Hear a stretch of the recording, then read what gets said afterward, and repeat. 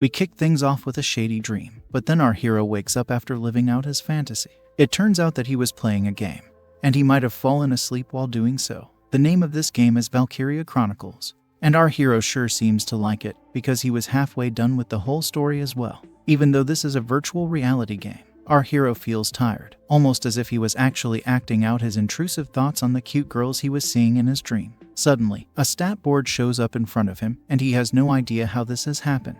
It seems to be the same one that's in the game, but the character being displayed is not the one that our hero had chosen. He tries to log out of the game, but it doesn't seem to be working. This is a problem because the gamer boy has to leave for work, and the game seems to be experiencing some kind of bug. The worst part is that the screen doesn't even have a logout button, which makes the whole thing seem shady. Now, our hero gets a notification stating that he has mail, so he decides to check it out. We learn that his name is Kanon, as can be seen in the mail, and it thanks him for something he has done, which he does not know of. Kanon is also congratulated for something, so he decides to read it properly to get a better idea of his current situation. This is where things become a bit strange. We learn that our hero has been reincarnated in another world from a parallel universe, which is very far from Earth. It's because the person writing the mail had created a maze game called Dungeon Seed a long time ago. It happens to be another game that Kanon was playing.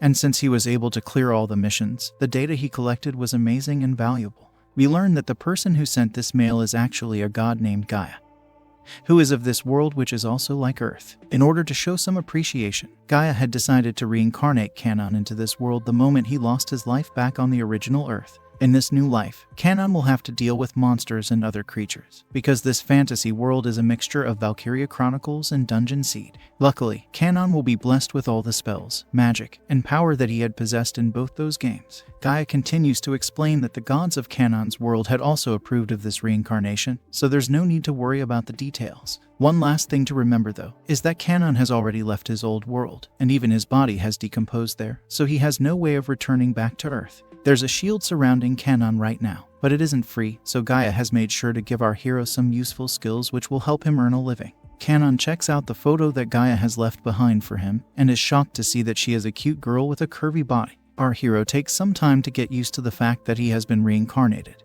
but then he dresses up into his robe and goes downstairs. He's in a hotel, and the owner tells him that breakfast is already done, so she will have to charge him if he wishes to eat anything. Kanon doesn't mind, and he orders for a nice meal, after which he asks for the bill. However, to his surprise, he notices that his money gets paid back into his fantasy world account. This reminds him of the golden rule that he had come across while playing most of his other games. Basically, this rule states that our hero will not need to pay for anything at all. As a matter of fact, even if he does end up paying for an item, then the money gets paid back into his account. It also might have something to do with what Gaia had mentioned in the message. After all, Kanon does have a whole new set of skills which he can use to his advantage. Now that the formalities are done with, Kanon sits down to enjoy his food, and he starts with some bread that tastes much better than he had expected. Our hero finishes his meal, and then he figures that he should explore the city and get as much information as he can.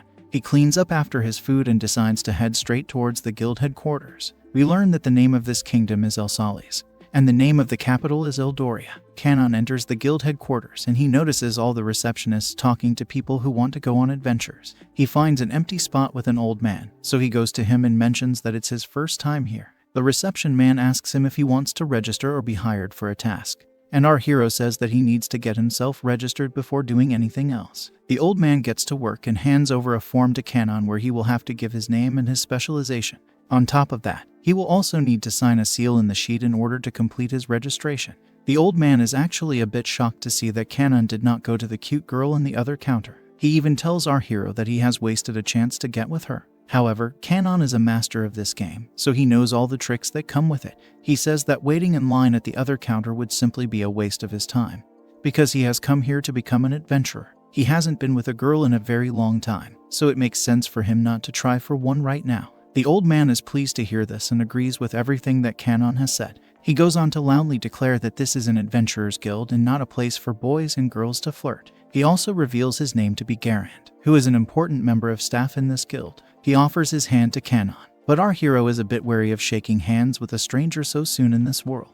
Garand is impressed once again, but Kanon says that he's actually extra careful in general, which is why he doesn't have any friends. He checks out Garand's stats but learns that he has used camouflage to block all his skills. Now, Garand tells Kanon that he should probably choose a task that would sorcery because he's assuming that's what our hero's skills are. Kanon is confused to hear this, but then he realizes that Garand might be saying this because he's seen his robe. The guildman tells our hero that he should start off with some easy tasks to test his ability. He goes on to suggest a quest that involves collecting herbs, but also asks Kanon not to lose his life in the process. After all, the most important thing is to keep yourself safe first. As expected, Kanon is not pleased to hear this because he's not the type to go around collecting herbs. However, he does recall that all his games had started out the same way as well, only to become spicier later on. Garand reminds our hero that if he does decide to abandon his mission, then he should try to give away the herbs he's collected to the other adventurers who might need them. At the end of the day, it's the one who delivers the goods that takes the prize. Either way, it'll serve as practice for Kanon, even though he's a master of his craft.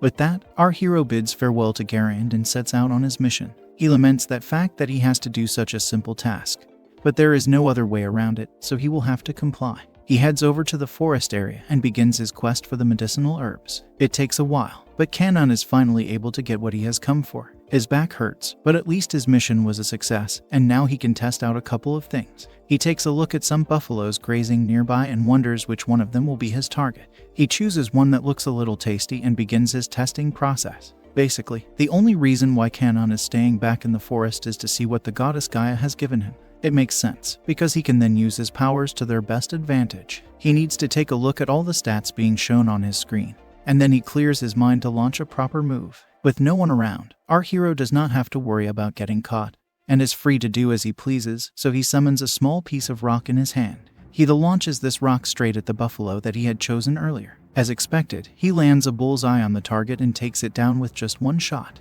Even Kanon is unable to believe what he has just done, because he wanted to kick things off just by scaring the buffalo. As of now, Kanon has figured that his skill of throwing has way too much power, so he has to set the MP to a decent number to ensure he doesn't end up using it often. He has another problem on his hands, which is the fact that the other buffaloes are not too pleased with what he has just done to their friend. Normally, this would be the end of the road for a normal adventure, but that's not what Kanon is about. He decides to take on the buffaloes, and he starts with his fire magic. Our hero unleashes his flame bullets upon the animals, but it only takes one of them to cause an explosion so massive that it can take down an army of dragons as well. The devastation on display is of a whole other level, so Kanon feels a bit awkward after what he's just done. He does not get why there is so much extra damage because he only used a basic skill here. However, the flames are spreading fast, and more buffaloes have come to the scene after noticing what happened to the previous herd. Our hero wonders what he should do here, because he doesn't want to risk another fire bullet on these beasts. The buffaloes charge at Kanon, so it's not like he can just stand there, so he decides to attack them one after the other with his bare hands. As he continues to destroy the buffaloes, Kanon realizes that he's not at rank B or rank A, but rather at rank SS, which is the highest form of magic. He manages to take down enough buffaloes to scare the others into running away, and he thinks about how one of his S-rank spells can cause more damage than thousands of lower rank spells. He figures that he should try to only use C-rank spells unless he is up against a superhuman enemy. With his mission completed, Kanon heads back to the city so that he can give up the herbs and get his bounty. However, when he arrives, he can see a lot of slaves who are moving to another flea market. He figures that a slave trade is going to happen, which means that lots of cute girls will be on display. He notices one such girl standing out amongst all the others, and she is curvy beyond imagination, so Kanon lets his intrusive thoughts break free. He gazes at all the cute slave girls and then thinks back to the mail he got from Goddess Gaia. He goes through all the points she had mentioned, and what stands out the most is that he does not have a mission to save the world over here. This means he can truly live his life the way he wants to, without having to worry about innocent lives. Essentially, he can be an adventurer for fun. And now the cute image from Gaia makes more sense. Our hero has finally found his purpose in this new life, and it is to make every cute girl his slave, so that he can build a harem and keep them all in a dungeon. We move some time further into the future, where our hero comes across a giant cave which is known to be a nest for goblins. It turns out that Kanon has to do this quest because when he accidentally took the lives of all those buffaloes, his rank increased directly to C. Getting rid of goblins is a C-rank mission, but Kanon has no desire to do it at all. In order to understand how this whole thing came about, we are taken to a few days before this moment in a flashback. We see Garand, who tells our hero that he has no other choice but to give him this goblin quest because he has become a rank C adventurer now. Kanon asks if he can say no to this mission, but the guildman says that he can only do so if he has a good enough reason. On top of that, if he is to refuse the request of a guild master, then he can be stripped of his status as an adventurer too. Since there is no other option, Kanon will have to fill out the request form, but he makes a fussy face while doing so. It turns out that the target place is actually a day's walk away from the royal capital, as it is located within the depths of the forest area. Some people were sent to deal with the goblins before, but none of them came back, which is a bit odd, because these goblins have not harmed or attacked any of the villagers nearby. Garen now tells Kanon that his registration will be deleted if he says no, which was why he now has to do his research for this task. Our hero wonders why Garen would give him a task like this one, and believes it might be due to the fact that he doesn't like his face. Anyway, Kanon wants to see cute girls, but he must keep his focus if he is to succeed in this mission. After all, the only thing that he should take care of is his guild card, which is like a free access pass to all the areas of the kingdom. The main problem, though, is that he will never be able to build his harem of cute girls if he keeps doing adventures like this. Garen allows Kanon to calm down for a bit, and then he tries to make him feel better by saying he does not need to fight the goblins. Kanon only has to investigate the nest and check if there are actually goblins inside or if something suspicious is going on. He is free to escape from the scene if he gets caught up in a dangerous situation. Now, we are back to the present where Kanon has finally entered the cave to check out the nest. He goes through the whole of the first floor, but doesn't find anything of use. He turns on his map skill to navigate through the cave, and then he enters the second floor. This is when his stat screen shows him the presence of two other people, named Rizzed and Rina. Kanon can't figure why they're here, but he can see that their HP and MP are almost over, which means that they could be fighting against some goblins.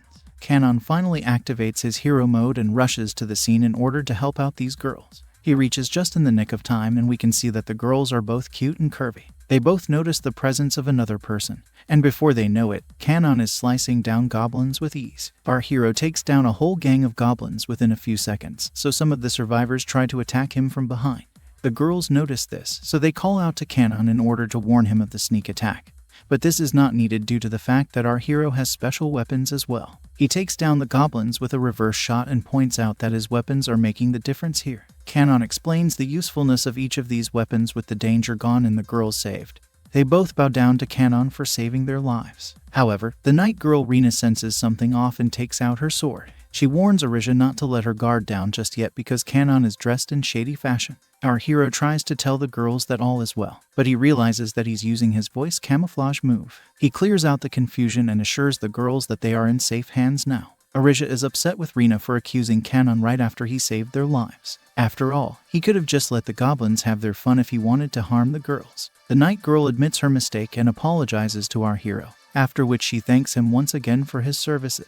Now, Arisha makes an introduction as the princess of this kingdom, and her body is curvier than Rina's. Our hero knows her from the games he's played before, especially Dungeon Seed, where she is actually a villain who gets in the way of the hero exploring the dungeon. She can also be called Ari, and her body is so curvy that she always stands out from all the other characters of the game. At the same time, she is a magician who uses her powers to get her way in any situation. Rina also happens to be a character in Dungeon Seed, and she is quite curvy as well, which is why she is quite popular with a lot of gamers. She is Ari's bodyguard and a master swordswoman who comes from a duchess's family. The cute girls now decide to tell Kanon how they ended up here in the first place. It so happens that they had come to this cave with a hero named Albat and his sister Yuria. Ari was given some spirit rituals by her family, and she had to set up a spirit's altar as per the royal family's demands. By this time, the news of the goblin nest had reached everywhere, so the village nearest to the cave was worried. Their village chief sent in a request to the guild for some help, but Albat let his impulses take over and he rushed into the cave without even thinking about a plan of action. He does have a holy sword with him, but that is not going to be of much help if you don't know how to use it. Now that Kanon knows exactly what has gone down, he mocks Ari and Rina for being silly. He says it's common for people to know that goblins work very well when they are in groups, even though they might be weak when alone. It simply does not make sense to go and attack them inside their own nest, as it would only do more harm than good. Our hero even laments the fact that he ended up wasting his time on such silly girls. He goes on to say that he should have just turned a blind eye to the girls, but this is luckily said in his mind. Even so, Rina doesn't like what he has in mind, but the night girl says that the holy sword is her family's treasure and she needs to get it back no matter what the cost may be. Honestly, Kanon only wants to complete the quest and report it back to the guild. But now he has more tasks cut out for him. His intrusive thoughts take over and he imagines having both Ari and Rina as part of his harem. After all, our hero wants to become a dungeon master, so he will need some cute slaves to give him company. He can only think of round, curvy objects, but manages to keep these thoughts to himself for now. Kanon now teams up with the girls and tells them that he is in charge now. He will give the orders now, so he wonders what kind of boss goblin awaits him at the end of this nest. There are 3 types of bosses he can encounter, and they are Emperor, General, Lord, and King. First of all, he will need to check the stats of Ari and Rina, because they have lost almost 40% of their HP and are also poisoned due to their encounter with the goblin boss. He is shocked to learn that the girls have come here without any antidote or medicine to combat the poison of the goblins. When he asks them about it, they simply say that they didn't have any time to prepare for it. The girls might be cute and curvy, but they are also dumb and silly for not being this vigilant.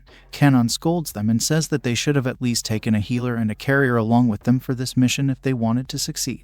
The princess girl has nothing to say, but Rina explains that both Albat and Yuria had said no to this quest, but were forced to accept it due to the political pressure from a certain congregation. The night girl mentions their name to be the Upataris, and this catches our hero's attention. He is not too pleased to hear this name because he has come across them before when he had played his games. It's a tricky situation for him, but he has to fulfill his dream of violating cute girls, and he has a great chance here with Ari and Rina. He checks out his stat screen and notices 3 life forms nearby. The location is close to the innermost room of the cave, so the trio decides to get to work. They rush to the scene and find Yuria, who is not in a very good state. Rina and Ari tend to her while Kanon checks her stats and learns that she has been poisoned to the point where she only has 10% of her HP left. He wonders how Albat is doing and is surprised to see that the apparent hero is unable to win against a goblin boss even though he has a holy sword with him. He also takes a look at the goblin boss and figures that he's dealing with a general here. Kanon figures that the general goblin has a skill known as physical art, which makes it very strong.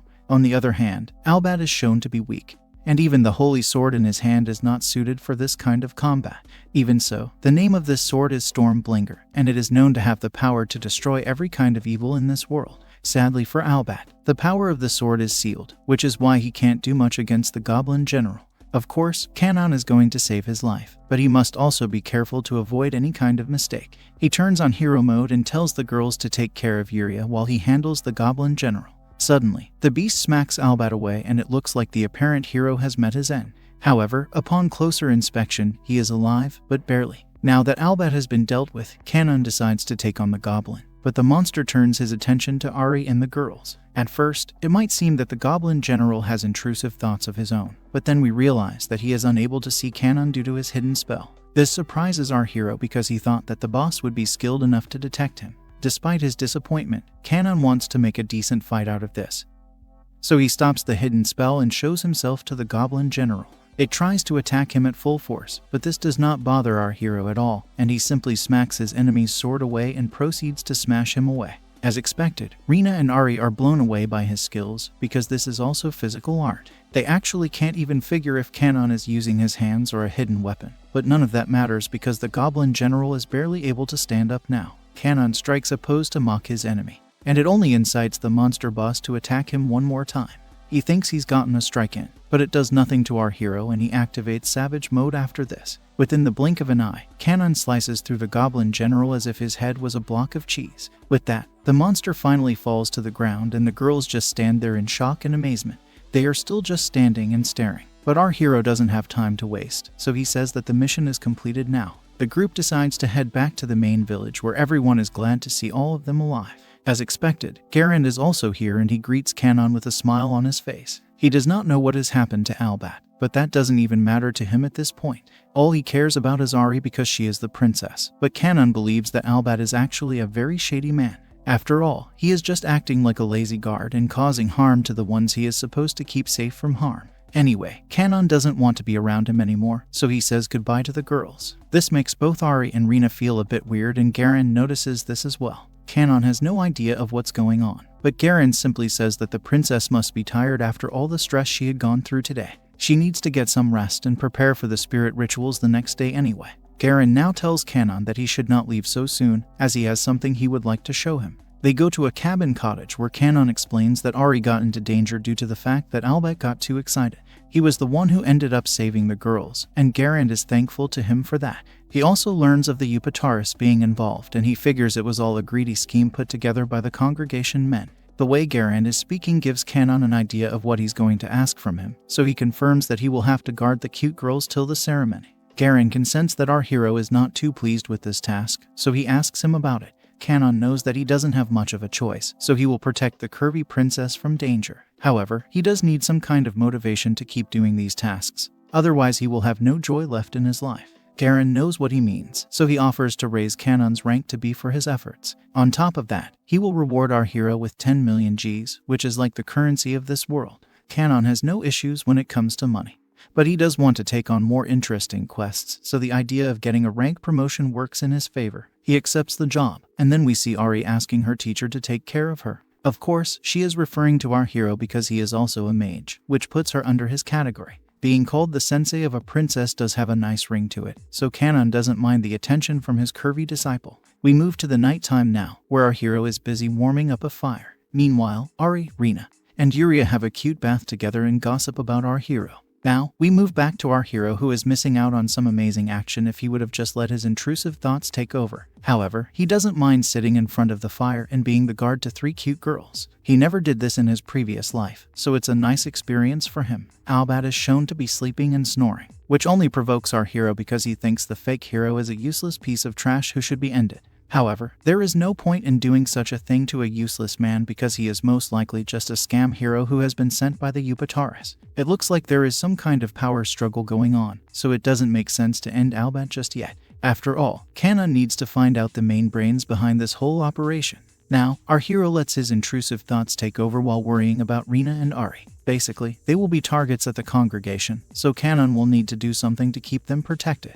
One thing that comes to his mind is that both Rina and Ari are unmarried, which means that he can detect their presence with a special spell. Kanon takes a lot of time to prepare his plan, because he knows he can't mess it up with so many plays in place. He holds the holy sword and senses something wrong with it, which is somewhat similar to a sensation he has felt before. He moves it around for a bit and finally manages to understand something about it. Kanon says that it is very important to take note of this, especially because of his reincarnation into another world. With that, Kanon figures that he must do his best to ensure his future wives have a comfy bath right now as per his twisted fantasy. Now, it's time for us to get some context so that we can understand the spirit ceremony a bit better. Basically, it is a hereditary ritual of the royal family which is performed in order to receive the protection of the Holy Spirits. Whenever a person of royal blood reaches the age of 15, they must go to the spirit tree to perform this ritual. However, due to the odd actions of the Empire and the recent arrival of the fake hero Albad, the Covenant has come to a standstill. This is why it's up to our real hero to plant the saplings of the spirit tree in a suitable area for his cute girl. But the ancient covenant violated now, the requests of the spirit tree need to be carried out, and Kanon does so with ease. He goes to Garen the next day to tell him that he has done what was asked of him, so the guild man thanks him but also says that he looks forward to seeing him again. This is not good news for Kanon, so he decides to be calm and walk away before he is hit with more quests. At that very moment, Princess Ari shows up looking cute and innocent. She wants Kanon to reconsider her request of him traveling with her and Rina. This is an offer too good to refuse. But our hero fights his intrusive thoughts and simply thanks Ari for speaking so kindly to a low-life adventurer like himself. He explains that their paths are just too different. Kanon asks for forgiveness and continues on his journey, but Albad has something to say. Since he has informed the guild about the status of the quest and Princess Ari's safety, it would make sense for them to return to the city for now and report their findings to the king. Rina agrees with him even though it's a pity that they will not get to travel with Kanon anymore. With this statement, everyone else in the group agrees that one magician should be more than enough, and Kanon should not be needed for such a simple task. It can't be helped, so the team heads to the palace. Before that, Princess Ari bids farewell to Kanon and hopes to see him again so that she can learn more from him. Our hero is an alpha male, so he doesn't show any signs of affection, but Garand is a bit surprised by the way he has dealt with this situation. After all, this was a great chance for Kanon to get promoted to a royal magician. Kanon thinks with a straight mind, so he explains that the life of a royal boy inside a palace is not what he's made for. Also, he would never want to breathe the same air as Albad, because he is a totally useless guard. Garen sees sense in what he says, so Kanon finally leaves for good, but not without hearing that he will be called upon again when there is a new mission. Of course, this situation with Albin is far from over, so Kanon decides to use his brain for some time. He figures that the fake hero is the heir of a baron and has been engaged to the daughter of an aristocrat ever since he was a kid. His sister Yuria, on the other hand, just seems to be a girl with a brother complex. It's at this moment where he realizes that maybe letting Albert and his sister team up with Rina and Ari could lead to more problems. After all, the fake hero did leave his fiancée back at home just so that he could follow Ari around. It's time to do the math because Ari is a princess and Rina is the daughter of a duke. Not just that, her father happens to be one of the 3 most powerful Grand Dukes of this kingdom. This means that there is a lot of power resting above these curvy girls. However, our hero is nothing compared to the status of these girls because he is just a normal boy in this world, even though he has powers matching those of a god. He doesn't have a home or even a title, so it would normally not make any sense to travel with such high-profile babes. Kanon wonders if he should use some tricks to become a noble, but decides against it because it is not the right way forward. He activates demon mode and says that he will create his own dungeon and then make these girls kneel in front of him, as if they are his slaves. Kanon also tells us that this world is very similar to Dungeon Seed, which had actually crashed in the real world a few months ago. In that game, this group of 4 were all the villains, and this includes the curvy girls as well. Since our hero had cleared the game back on Earth, he has a fair idea of what these characters might end up doing. Also, if they are within his range, then the light spirit's protection will also be rendered ineffective. He starts to sound a bit of a shady character when he says that he is going to lure this team into his dungeon and separate them one after the other, eventually capturing them all and making them his slaves. Of course, the main aim is to build a dungeon where he can act on all his intrusive thoughts, but Kanon also wants to get a taste of Albat's future wife. He goes back to his inn and learns that he has received a letter in his room. Kanon was not expecting to hear this, so he decides to check out what he's got. He also realizes that he had a slave market to attend, but got distracted by the mission involving the goblin nest. He is finally able to enter one now, and he sees lots of cute girls being put up for sale. They are referred to as goods, and the only people that can be seen are filthy rich nobles. Kanon doesn't appreciate the look and feel of this place, so he figures he won't take much time here. All he has to do is find a girl who catches his attention the same way Ari and Rina did. Suddenly, he comes across a total babe, and it's the same girl whom he had seen last time. Our hero is not going to just stand there and wait, so he goes to the curvy girl and asks for some help. The girl does not respond to him, so Kanon is left feeling a bit awkward. He tries to reach out to her again and again, but with no luck. Finally, he says that he won't take much of her time, so the least she can do is turn to him and reveal her cute face. The slave girl finally listens to Kanon, but implies that there's nothing she can do to help him out here. She seems to recognize our hero from last time, so she pauses for a second and he notices this. Kanon is glad that such a curvy girl has remembered his face, so he recalls the time they first saw each other. The slave girl states that it was when she was being taken away, and that's when an idea strikes Kanon. He makes an odd face and starts talking about how he does not have a very memorable look. He even goes on to say that he is not an interesting person at all, which means that the slave girl has a great sense of memory. The slave girl is a bit shocked to see such an overpowered hero acting this way, but Kanon continues with his baby act and whines about how such cute girls have such bad taste in men. On top of that, these odd men have odd hobbies as well, which makes it even worse for Kanon. The slave girl blushes, and that's when we learn that she is actually a character that he had created himself in the game.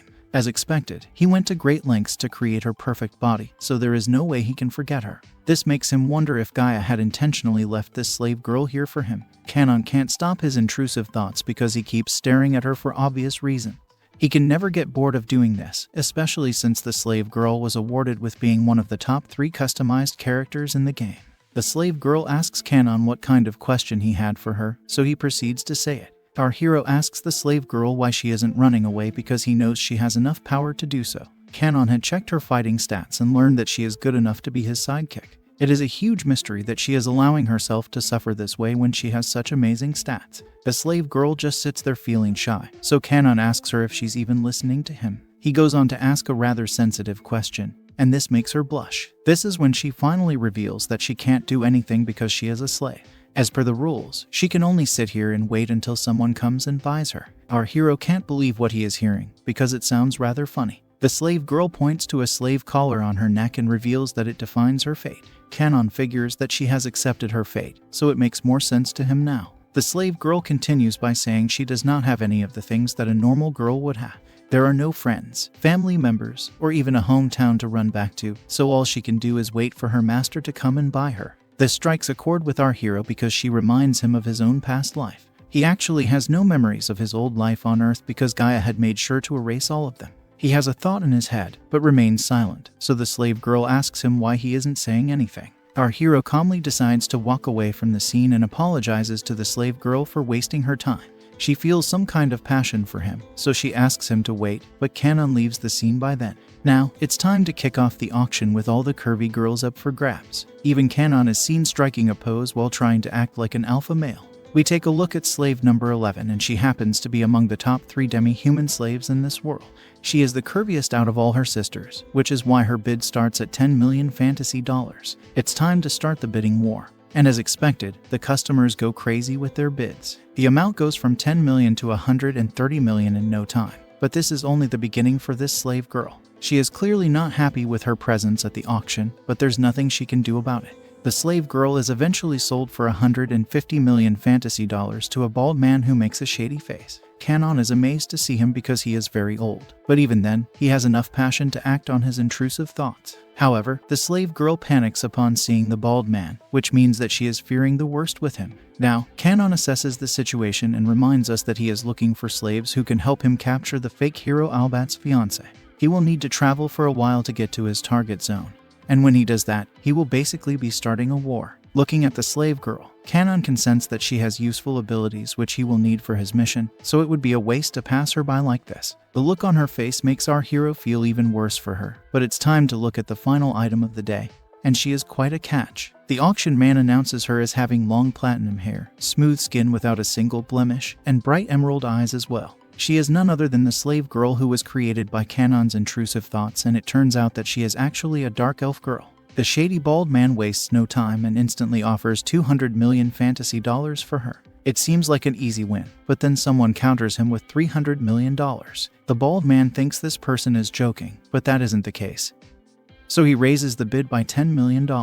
As expected, this bidding competitor is Kanon himself, and he counters with $400 million. The elf girl can't believe her eyes because Conan is technically the man of her dreams. She looks at him with intent in her eyes, because our hero is surely going to be her savior in this story. Of course, this can only happen if he actually wins the auction. The bidding war continues as the bald man states $450 million, which should sound like a good deal. However, even this amount does nothing to sway Conan away, because he instantly counters the offer with $600 million. It's easy for him to do this because he has made a lot of money completing his missions, especially the ones where Princess Ari was involved. Even so, this is an amazing display of wealth, so the auction man asks if anyone else would like to offer a higher price for the elf girl. The bald man starts to sweat because he knows he cannot offer more money, especially because he has already paid so much money for the earlier slave girl. He has to accept defeat in front of everyone. And with that, the elf girl is officially sold to our hero for the ridiculous price of 600 million fantasy dollars. Things kick off instantly between Kanon and the elf girl as he tests out her powers on one of the guards who had been sent to attack them, probably for stealing the bald man's target girl. She takes him down with ease, and it pleases our hero to see that his money has been spent wisely. The elf girl asks Kanon what they are going to do next, and it looks like they'll be heading back to his base. However, there is one more thing that Kanon needs to do, and he wants to act fast. We shift to a carriage where the bald man calls his new slave girl Yummy, which means that a rescue mission might be in the works. Suddenly, the elf girl says some odd words, so our hero asks her if all is well. She says that it's not what it seems like because these are the names of the people who had hired the guards to attack them. The only things on Kanon's mind are the 2 bouncing hills in front of him, but he eventually comes to his senses and figures one of the names to be Goria, which sounds like a marquee. Our hero realizes that Goria might be the name of the bald man who tried to have him attacked, and now he wants to get back at him for what he did. He also congratulates his new slave girl on doing her job well. She has a cute smile on her face, which is good for our hero because he had thought that it might be a task to talk to her. As a matter of fact, her face glows up because of this compliment. The elf girl asks Kanon what it was that he wanted to do, and he acts forgetful for a second. Then, he suddenly says that they need to stock up on necessities because they have a long journey ahead of them. The elf girl gets an introduction from her new master, and finally reveals her name to be Shira. She is a descendant of the dark elf clan known as Zard, so she is definitely a capable fighter. Now that the formalities are out of the way, Kanon tells her that she will need to follow him and keep up with his speed as well. After all, he is going to teach the bald man a lesson for trying to act smart with him. Now, we shift back to the carriage where the bald man is staring at his new slave girl. His intrusive thoughts get the better of him and he keeps fantasizing about what he is going to do to her. He also expects to have Shira as well because of the assassins he had hired to get rid of Kanon. He actually wants to have our hero's head, or even torture him alive for making fun of him at the auction.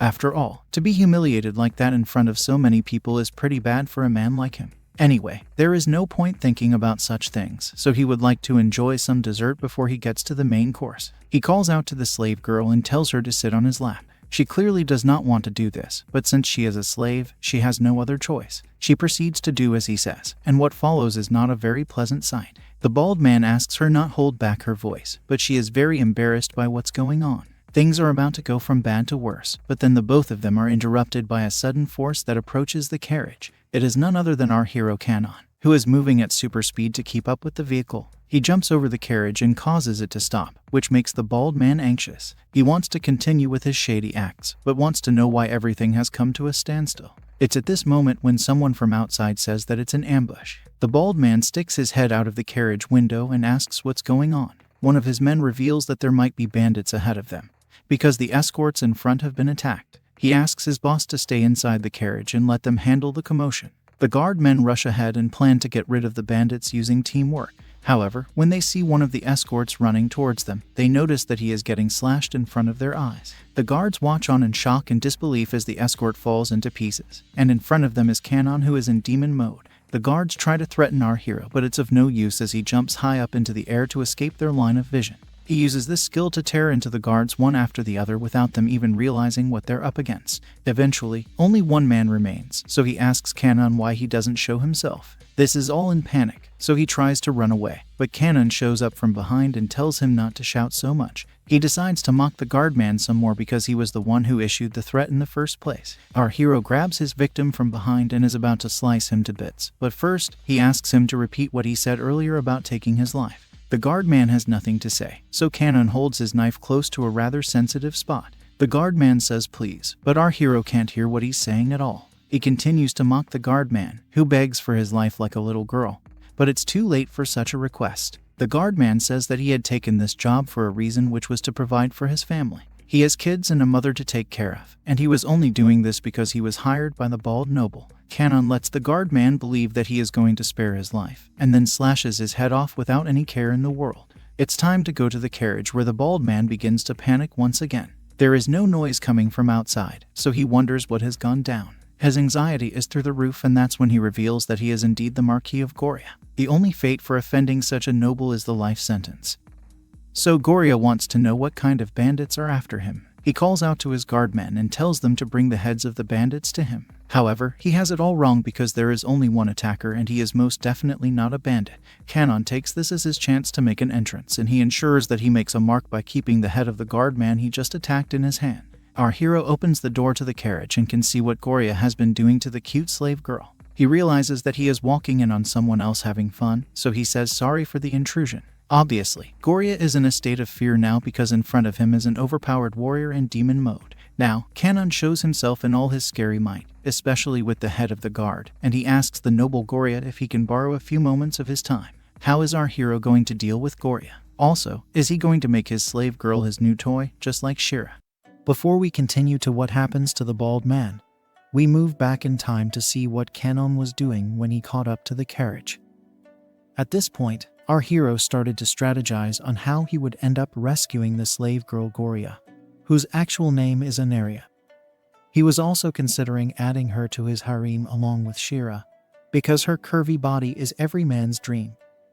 Kanon figured that the carriage in the middle had to be the one with Anaria and the shady bald man, because the escort carriages are always in front and behind. This was all he needed to assess, because his next plan was to make sure the shameless noble got what he deserved. It turned out that one of the guards actually spoke about how the bald man had no end to his intrusive thoughts. This is because he is known to purchase slave girls as many times as he possibly can. Of course, the other guard told him to keep his mouth shut, otherwise they won't get paid for their services. Suddenly, the horses stopped, and the men tried to figure out what went wrong. The horses got shocked because something had fallen right in front of them, and it turned out to be the body of one of the escort guards. Seeing this, the men started to panic, and one of them tried to alert the guards at the back. But then he saw that his own colleague's head got chopped off. As the guard tried to make sense of this situation, he turned back around and saw our hero sitting on top of the carriage with the head of his colleague in his hand. Kenon was asked for his identity, but he only smiled while tossing aside the head of his victim, and this led to an alert being sounded. What followed was the massacre we saw earlier, and now we are back to the present where Kenon is taking an area away from the shady bald man. Despite not having any leverage on his side, the bald man calls out to Kenon and says that he should not be stealing his slave. Of course, Kenon does not even bother to respond to him. But then the bald man calls out to the lone surviving guard and tells him to end our hero in exchange for a handsome reward. The bald man tries to paint a rosy picture by telling the survivor that no one will ever pay him such a huge sum, and this seems to be enough to push the survivor over to the dark side. Of course, Kenon is only surprised because he did not realize that he spared the life of one guard. Anyway, it doesn't matter to him because he is going to finish him off even as the guard tries to attack him. Our hero unleashes a brutal attack that slices the guard's whole body into tiny bits, and it only takes him a few seconds to get the job done. Kenon is very proud of what he has just done because it seems to be a replication of his favorite move. He then looks at the bald man with a shady smile, after which he is asked how he was able to end so many private guards. Kenon can only laugh and talk about how this is his favorite thing to do. If the bald man does not understand it, he's fine with it. But then he notices that someone else has come to the scene. He notices that it's Shira, who has made it quite quickly, even though she looks a bit tired from all the running. Kenon comments on how she has reached her so quickly, and then she says that she was only able to do so because of the shoes he has given her. Shira apologizes for taking too much time, but our hero is glad to see his slave girl being so proactive. He believes that she has reached sooner than he had expected her to, so it's all good. Now, he asks Shira to do him a favor, and then he hands over an area to her, so that she can take care of his new slave girl. Kenon has realized that the bald man may have used some substances to dull an area, so that she could do as he pleased. This is why it would be best for Shira to be with her for now, so that Kenon can have a word with her after she recovers.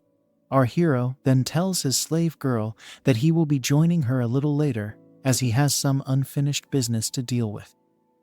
Before the girls leave, Kenon also makes sure to claim the bald man's slave seal, so that he can have no further control over an area. This makes Shira happy, and then she is given permission to leave the scene with an area. Now that the men are alone, Kenon says it's time for them to have a conversation. Of course, this spooks out the bald man, and he has the look of terror on his face. Kenon teases him by asking what's wrong, and then he jokes around by saying the bald man should not make him too anxious. First, he explains why he did all these brutal things to take an area away from the bald man, which means he finally reveals that he was the one who defeated him in the auction. Kenon knows that the bald man had sent his assassins to take his life, and also steal Shira, so what he's doing her is nothing more than a bit of payback. Our hero tells the bald man that he should not have thought he would get away with such cheap tricks, and then he grabs his face. Kenon then says that this is a very rare opportunity for the bald man, because he is going to hear his biggest secret. Now, our hero tells him that he has already lost his life once, but he is not a zombie. He was simply reincarnated into this world by the ruling goddess. This implies that he wants to enjoy his life here and stay away from trouble. So anyone who is after his life is basically in for some bad news. The bald man is asked how he is feeling now that his life is about to end. It could be fear, trauma, or any other sensation. But the point is that the bald man wanted our hero to feel the same thing not too long ago. As expected, the bald man has no idea what Kenon is trying to tell him, so he asks if our hero has gone mad. Kenon states that he knows exactly what he's talking about because he has been through death before. Due to this, he feels more excited, especially as he toys with the bald man's life. As Kenon continues to talk about how his demon behavior plays into his learning, the bald man has nothing to say and is completely confused. Seeing that he has no other role to play here, our hero decides to finish off the bald man as soon as he can. He has never taken lives before, but since the goddess has allowed him to live a new life, he should try to behave differently. The bald man panics, but there is no escaping Kanon as he decides to relieve all his stress by ending him. Our hero strikes a scary pose as he asks the bald man how he would like him to finish his life. He also comments that the bald man has a knack for gaining enmity from others, so in all probability, he should be given vengeance. This feeling will come in handy for the baldy if he is ever to get reincarnated, but we will never know if that actually happens to anyone other than Kanon. Now, we move to the night time where Kanon is seen resting in bed at the safe house. He laments that ending other people to relieve his own stress has not worked out the way he would have wanted it to. We learn that he had used the dismember spell, which worked out, but also took a huge strain on his body. This is real life, and not a game that Kanon can play with a mouse and a keyboard, so he has to adjust accordingly. A lot of things have happened today, and one of them happens to be Kanon purchasing Shira as his slave girl. Our hero's intrusive thoughts are awakened once again, but he reminds himself that he can't force Shira to do anything shady with him. After all, if he ends up behaving this way, then he will not be any different from the bald man he just ended. It's at this very moment that our hero realizes that his body is still untouched in this world, and that is not a good thing for him at all.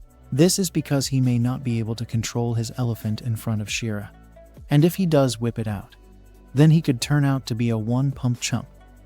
It would be rather embarrassing for him if such a thing were to happen. And then he hears a knock on the door, which makes him panic. Regardless, Kanon becomes a bit serious and tells Shira to lock the door after she enters. Of course, he is panicking in his head while saying this, but he has to keep up a cool persona in front of his slave girl. Shira simply does as her master says, and she is looking quite tempting with her outfit. What follows is an interesting night for our hero. Kanon asks Shira why she has come to him so late at night, and he wonders if it's because she can't sleep by herself. The slave girl is about to provide her answer, but before she can do so, she notices something rising from below. At first, Kanon thinks that something is wrong with his feet, but then he notices that his elephant is standing up to say hi. It's rather instantaneous, so Kanon is impressed by his vigor. We can only imagine what happens next, but first, we are taken to a brief flashback some time before this incident. Our hero asks Shira and Anaria if they are done changing their clothes, and he also apologizes for not having anything more than normal t-shirts. The slave girls don't have a problem with this at all, because it is their first time being given proper clothes. Shira even says that she should be the one thanking her master for providing her with these t-shirts. She comments that it fits nicely against her curvy body, and she likes the design as well. Anaria, on the other hand, wants to know what's written on her own t-shirt, and it happens to be the words heavy charge. This is not too far off from describing her own soft pillows, and Kanon laments that these clothes are simply charging up his own intrusive thoughts. It's almost as if the girls are being given rewards for some game show. But our hero must control his shady desires, so he asks Shira to get the food ready. As she does this, Anaria asks Kanon to give an introduction.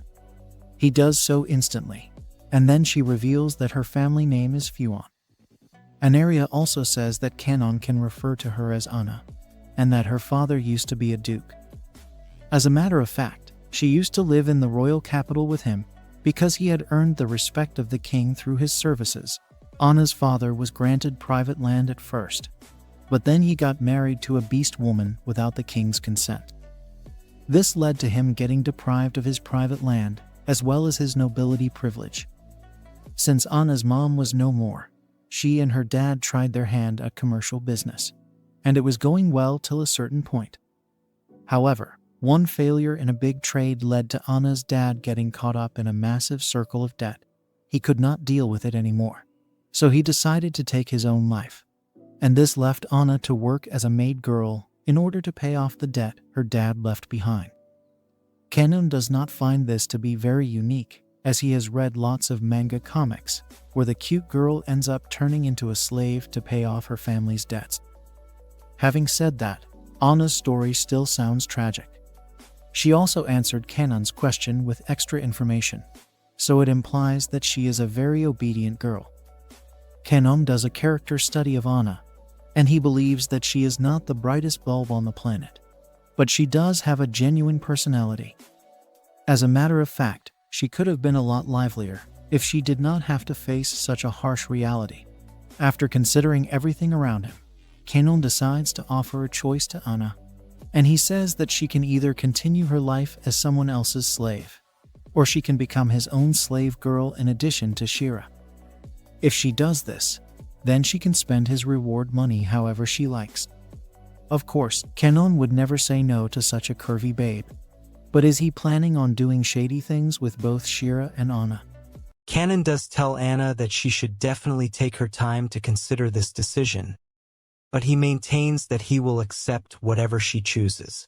He then tells her that if she does not want to choose any of the options that he is providing her, then she should definitely leave his house. He also states that it would be better if Anna could give him her answer before tomorrow morning. Later on, Kanon is served dinner by Shira, who apologizes for taking time. Our hero asks her and Anna where their rations are, but Shira says that the girls don't deserve to sit and eat with him because they are slaves.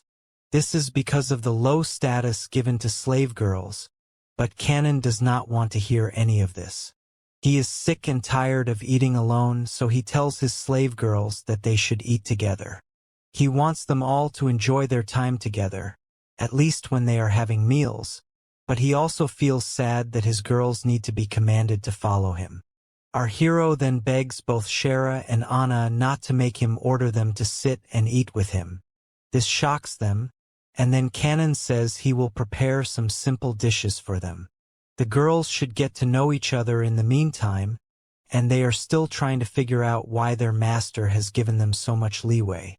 As he prepares the meals for his slaves, Kanon wonders why he is feeling so uncomfortable. This is probably because his current situation reminds him of the last time he was an escort for curvy babes, and it is just a reaction to his surroundings. Considering all of this, it would be best for him to do hidden jobs in the darkness to maintain the mystery around him. He does not know if he can get along well with his slave girls, but he does get a lot of overflowing feelings whenever he thinks of the girl he has just saved. What he is mainly feeling right now is regret over the sight of a cute girl shedding tears in front of him. Kanon is familiar with this sight because of the memories of his past life. This was back when he could not deal with society any longer, which led to both his body and soul feeling as if they were being ripped apart. The last thing Kanon remembers seeing is the face of a newly hired woman who had to put in extra hours and even work on the weekends. This left her face filled with tears, which is never a pleasant sight. The worst part is that our hero recalls never even wanting to help this poor girl back then. However, he did offer her support towards the end, which is why he can sense those feelings even now. Even though he himself was powerless and helpless in his past life, Kanon still helped those in need. This time, he will be able to fulfill what he was never able to do before.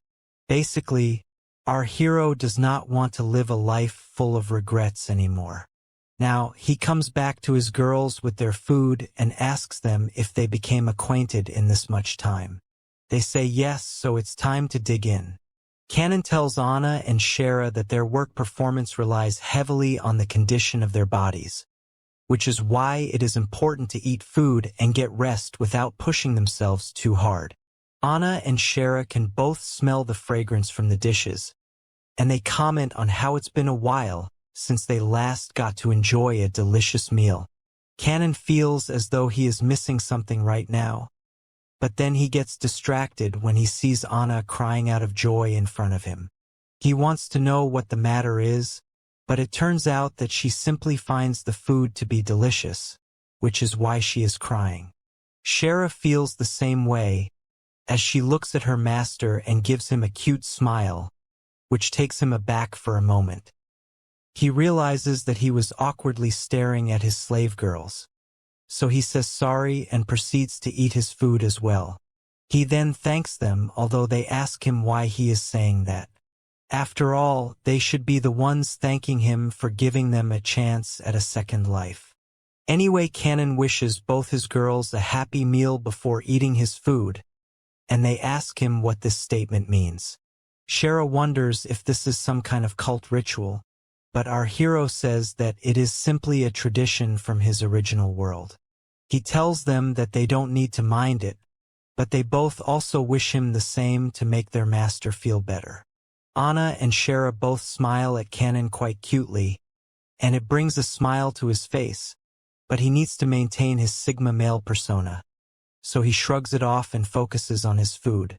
The slave girls wonder if they did it wrong, but Kanan simply says that they make him feel as if he is with his children. Anna and Shara can't believe it for a second, but then they realize that it's rather adorable for their master to consider them as his children. Later in the night, Shara comes to Kanan's room and it looks like they are both going to act on their intrusive thoughts. Kanan falls asleep after an intense session, but then he wakes up in some kind of heavenly garden. He wonders if he is dreaming right now, but then he gets greeted by someone else. It turns out to be an extremely cute and curvy babe who introduces herself as a goddess, meaning Kanan's new life just got a whole lot more interesting. At first, our hero can't believe what he is hearing and wonders if this girl is actually crazy for calling herself a goddess. However, the goddess simply lets out tears of joy and congratulates Kanan for being able to make it till this point. Kanan quickly realizes that this is the same girl he had seen in the first message when he came to this world. It's their first time seeing each other, but Kanan maintains that the goddess is actually a cosplay girl. Anyway, Kanan asks this goddess if her name is Isekai'd, the great god of earth. He had originally thought that he would be meeting a male god, but instead, he has been given a rather pleasant treat. Isekai'd confirms that she is indeed the person Kanan believes her to be, and she holds the life, chaos, and stability of this new world. She further explains that even though she is a goddess, she has the power to transform into a male god as well. This is probably why the people on Earth look at her as a man, but her focus now is on our hero. She explains that when she first brought Kanan to this world, she had a lot of work to do, so she could only send him a message. However, now that he has been able to progress so far and even clap the elf slave girl Shara, the both of them can finally meet in person. Kanan wants to ask Isekai'd a question and he wants her to answer properly, so she says yes, but only as long as his question does not have anything to do with her age. The most important thing our hero wants to know is regarding his old body, which is from his past life. He knows that he has already passed away in that world, but he still wishes to know the state of his physical body. The goddess answers that Kanan has already been cremated and his body is turned to ashes. At the same time, she says that there is no need for him to worry so much about that body because he was just an otaku boy with no social life back then. There's no point for him to be thinking about the old world. But Kanan does not appreciate Isekai'd trying to act funny regarding his passing. The goddess wonders if our hero still wants to return to his old world, to which he says yes and asks for help. Unfortunately for him, Isekai'd reveals that she did have a word with the god of his world when he had passed, but he refused her request to reincarnate Kanan back into his own world. Basically, this was why she decided to have him reincarnated into her world instead. She then asks Kanan if he has any other questions for her. So he asks her about his Golden Law X. This helps him have unlimited money, no matter how much he spends from his wallet, so he wonders if this is a permanent skill with no limits. Isekai'd explains that ever since Kanan reincarnated here, the data from Valkyrie Chronicles was immediately transferred along with his soul. This means that the unlimited money hack is a permanent skill, and our hero will never need to worry about running out of cash. However, this only applies as long as he doesn't lose his money powers. Canon is confused for a bit, so the goddess states that there are skills which can be used to deprive other skills even if they happen to be inherent. Such skills are banned in this world, so our hero shouldn't worry about it much. But now that it has been mentioned, it's safe to assume that we'll see these skills later in the story. Canon is told that even he can't possess the stealing skills, and then he is asked if he has any other questions. He wants to know if this world is indeed based off the Dungeon Seed game he used to play back in Japan. This will help understand if he can create his own historical developments. Gaius states that this world is both similar and different from the Dungeon Seed game, and Canon should understand this because of his Dark Elf slave. This means that characters who appeared when Canon completed an ending in Dungeon Seed will exist independently in this world. The goddess pulls out a gaming console and shows off her curvy derriere, as she mentions our hero must be heading towards a future that is different from the Dungeon Seed ending. She then hands him the console and states that she herself is unsatisfied with the game. She is actually excited to see the future Canon creates in this new world, and then asks him if he has anything else he would like to know. Our hero is still confused about why this world is so similar to the Dungeon Seed he had plowed and combined with the battle system of Valkyrie Chronicle. He also realizes that there is saved data in the gaming device he has been handed over. Gaius states that the men who created these two games had subconsciously referenced this world, which intrigued the gods. They wanted to recreate elements from the two games, so they modified this world to suit that. Of course, there are still lots of things in this world that are not in the games, so it's still an original concept. Our hero has finally understood everything, but he also wants to know what Gaius wants from him. After all, a goddess should not have so much free time that she casually chills with a human like this. Gaius is impressed that Canon has such a strong understanding of the situation. She reveals that she has come to give him another active skill, which is birth magic. Canon has no idea what the goddess means by this, so she asks him if he intends to have a child with Shera. Our hero is a bit cautious because he feels that Gaius has abruptly switched to a very sensitive topic all of a sudden. The goddess states that birth magic simply increases desires and intrusive thoughts so as to execute shady activities. In order to acquire this skill, a man needs to achieve the highest level of dark magic. Canon has already done that, as he does not even need to use charms to get Shera to do unspeakable things with him. Essentially, our hero will be using magic to penetrate the mind and slightly manipulate it.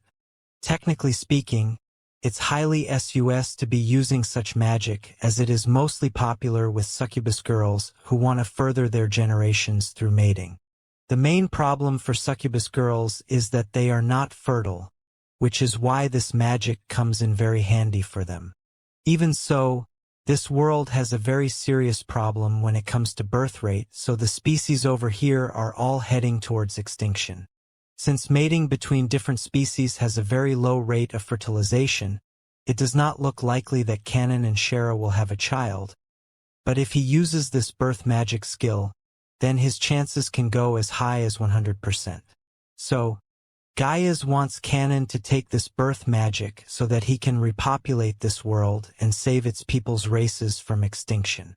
Our hero wonders why this world had to be built in such a way, but he will need to ask the manga artist that question. As he sits there unimpressed, Gaius says that they should practice right now to try it out. She proceeds to prepare for the session, but Canon asks her why she is doing this. The goddess makes fun of him for making such a scene overseeing some delicate female garments, so he tries to reawaken his inner Giga Chad. However, Gaia says that this is the only way for her to be able to transfer the skill to him. Kanon can't believe that he will actually be able to act on his intrusive thoughts with a goddess, but this is technically some kind of soul transfer dream, so it can definitely come true. The goddess reiterates that she has to impart the skill by any means, so it does not matter what Kanon may think of the situation. After all, if the birth magic skill is to be gained, it only makes sense to transmit it via the act of mating. As Kanon still tries to digest what is being told to him, the goddess adds that apart from the senses of touch, she will also need to absorb his elephant water for this process to work. She goes on to keep Kanon's eyes wide open because she wants him to enjoy this sight thoroughly. Gaia tells our hero that if there is anything he still does not understand, then he will need to figure it out himself. As expected, he is very nervous and does not know how to go about this, so the goddess tells him to be confident. With that, Kanon awakens the power of Rizzed and unleashes his best skills on the goddess. He emerges victorious after an intense session, and he has left her unable to move. This is quite the achievement for our hero, but he tells Gaia that he needs to go back to his slave girls now. Suddenly, his stat bar opens up and asks him if he would like to take the god core from Gaia's. He does not know what this means, but he figures it must be a trap set by the goddess, so he chooses the option of no. As he does this, our hero suddenly wakes up in his bed and wonders if everything he just saw was actually a dream or real life.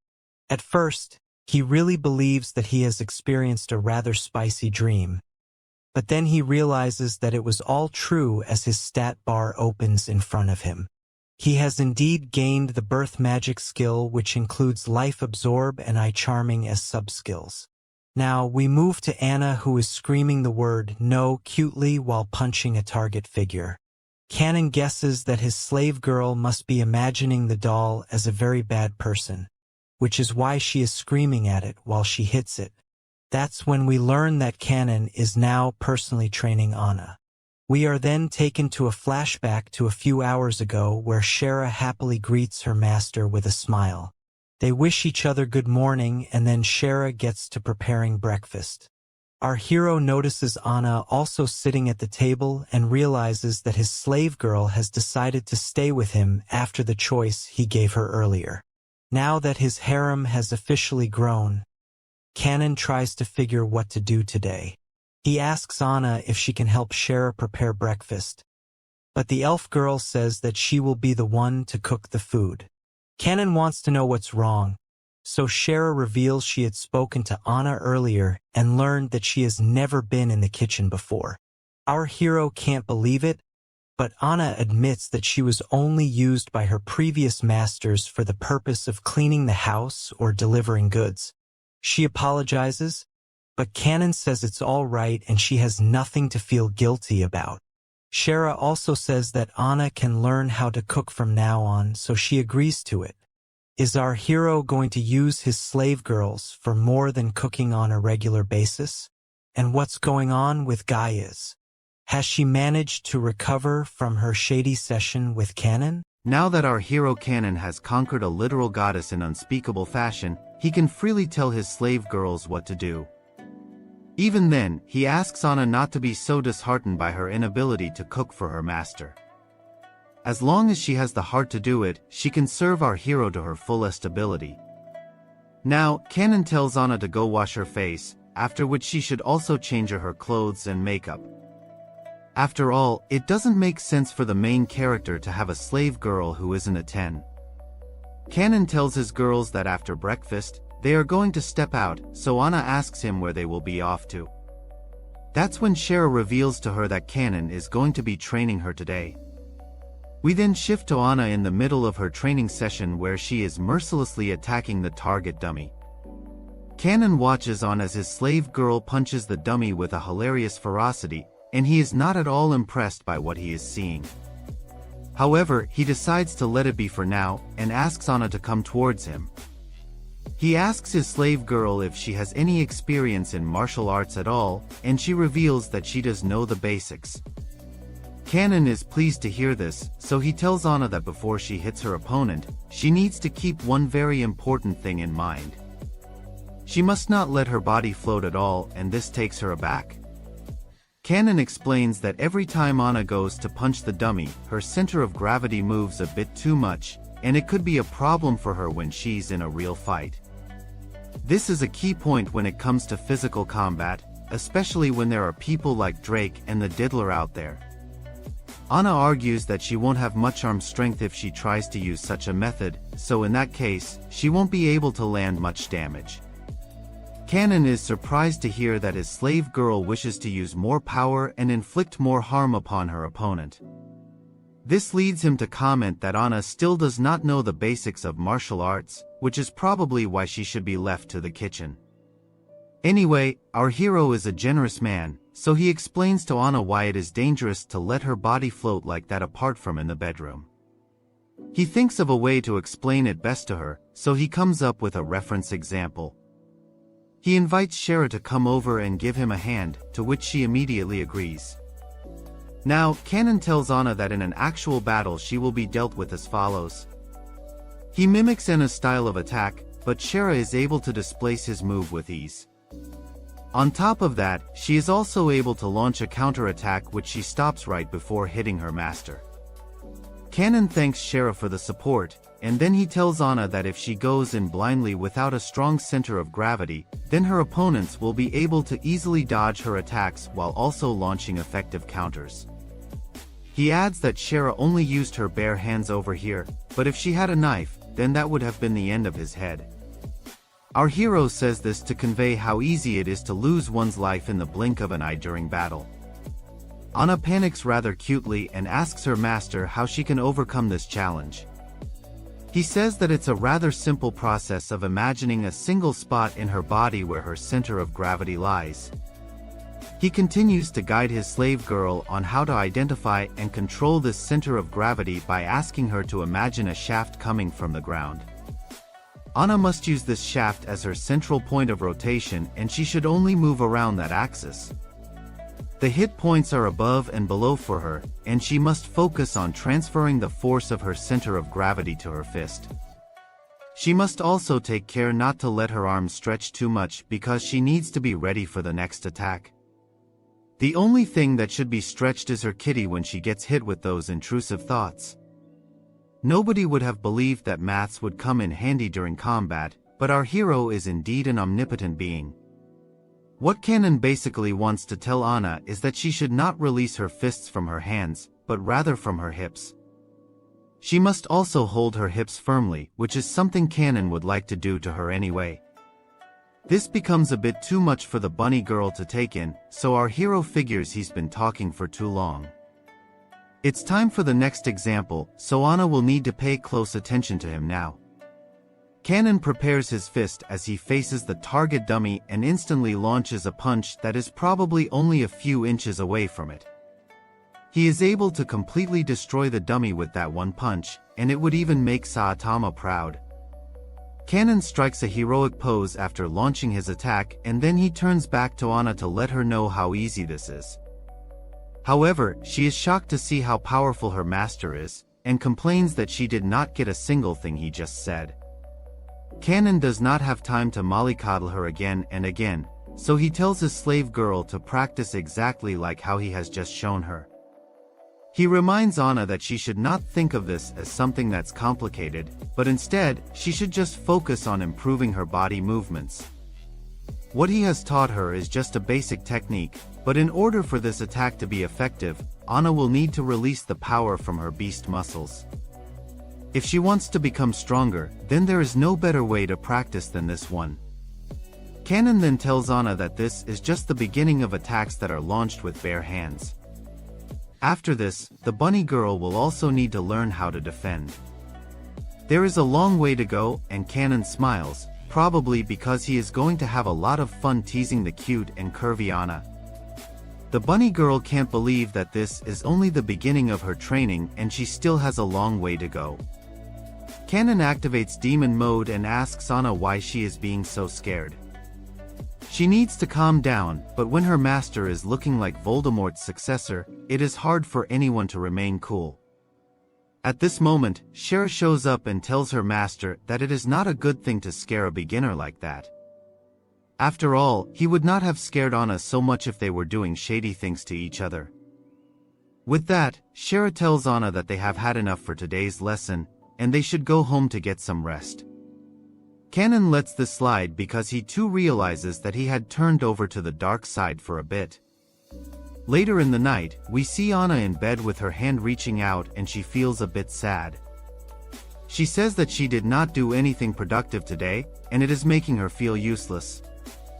Shara is also in the same room, and she wakes up when Anna says this out loud. The bunny girl states that she is being treated very well by Kanon, so the least she can do is fight for him. She says once again that she must get better as soon as she can, so that she can be of use to both Kanon and Shara. This makes Shara smile as she goes back to sleep. Now, we move to the next day, where Anna is set to continue her training with our hero. He tells the bunny girl that since she learned how to punch yesterday, today he will be helping her with footwork and coordination.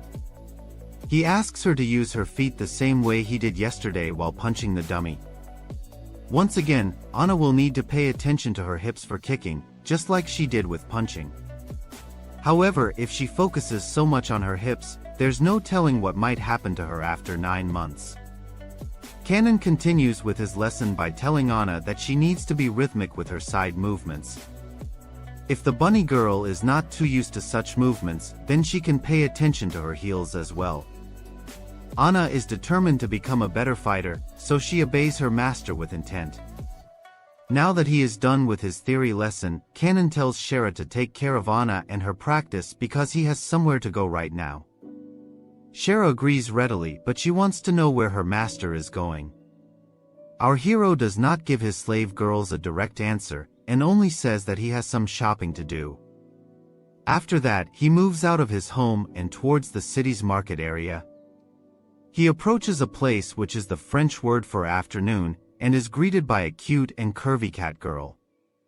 She asks him if he is coming alone, but he says that a friend of his is waiting for him.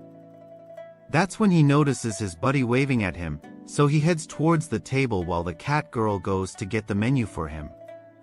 The friend tells Kanon that he is on time, which is a good thing. The men then talk about how this city is running out of places to date, but even so, this store is great, just judging from the cute and curvy cat girl. The friend then comments on how the sweets over here are very nice, but we don't know if he's talking about actual food or kitties.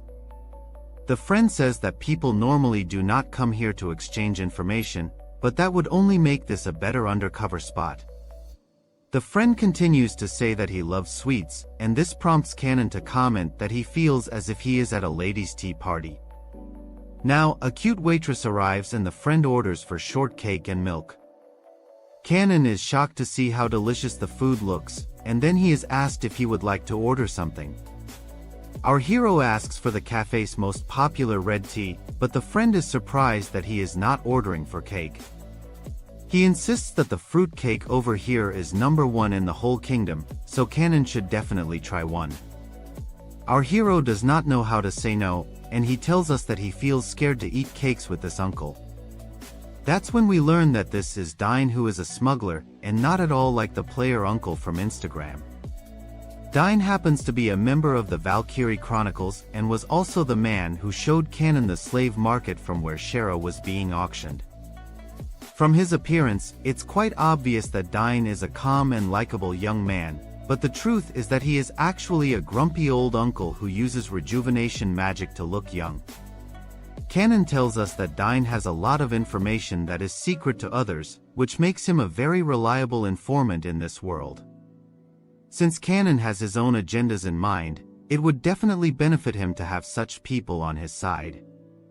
Our hero tells Dine that he has not brought anything with him today, but he does have some information that he would like to exchange. Dine gets interested, so he wants to know what kind of intel Kanon has gotten his hands on. Our hero reveals it is to do with the noble man Mr. Snef Fonbon Reba, who seems to like going to some kind of underground market. This information must have been leaked to the Capitol Guard and the Night Order, and Kanon has personally verified it to be true. He then tells Dine that he should make use of this intel as the cute cafe girls continue to serve them. The uncle thanks our hero for this information and asks if there is anything else to talk about. Kanon says that he is aware of the situation regarding Marquis Goriacera and his demise, which surprises Dine because this was supposed to be top secret information. The uncle asks Kanon if he knows how the Marquis met his end, but our hero simply gives him a smile, which is more than enough to let Dine know he was the one who did it.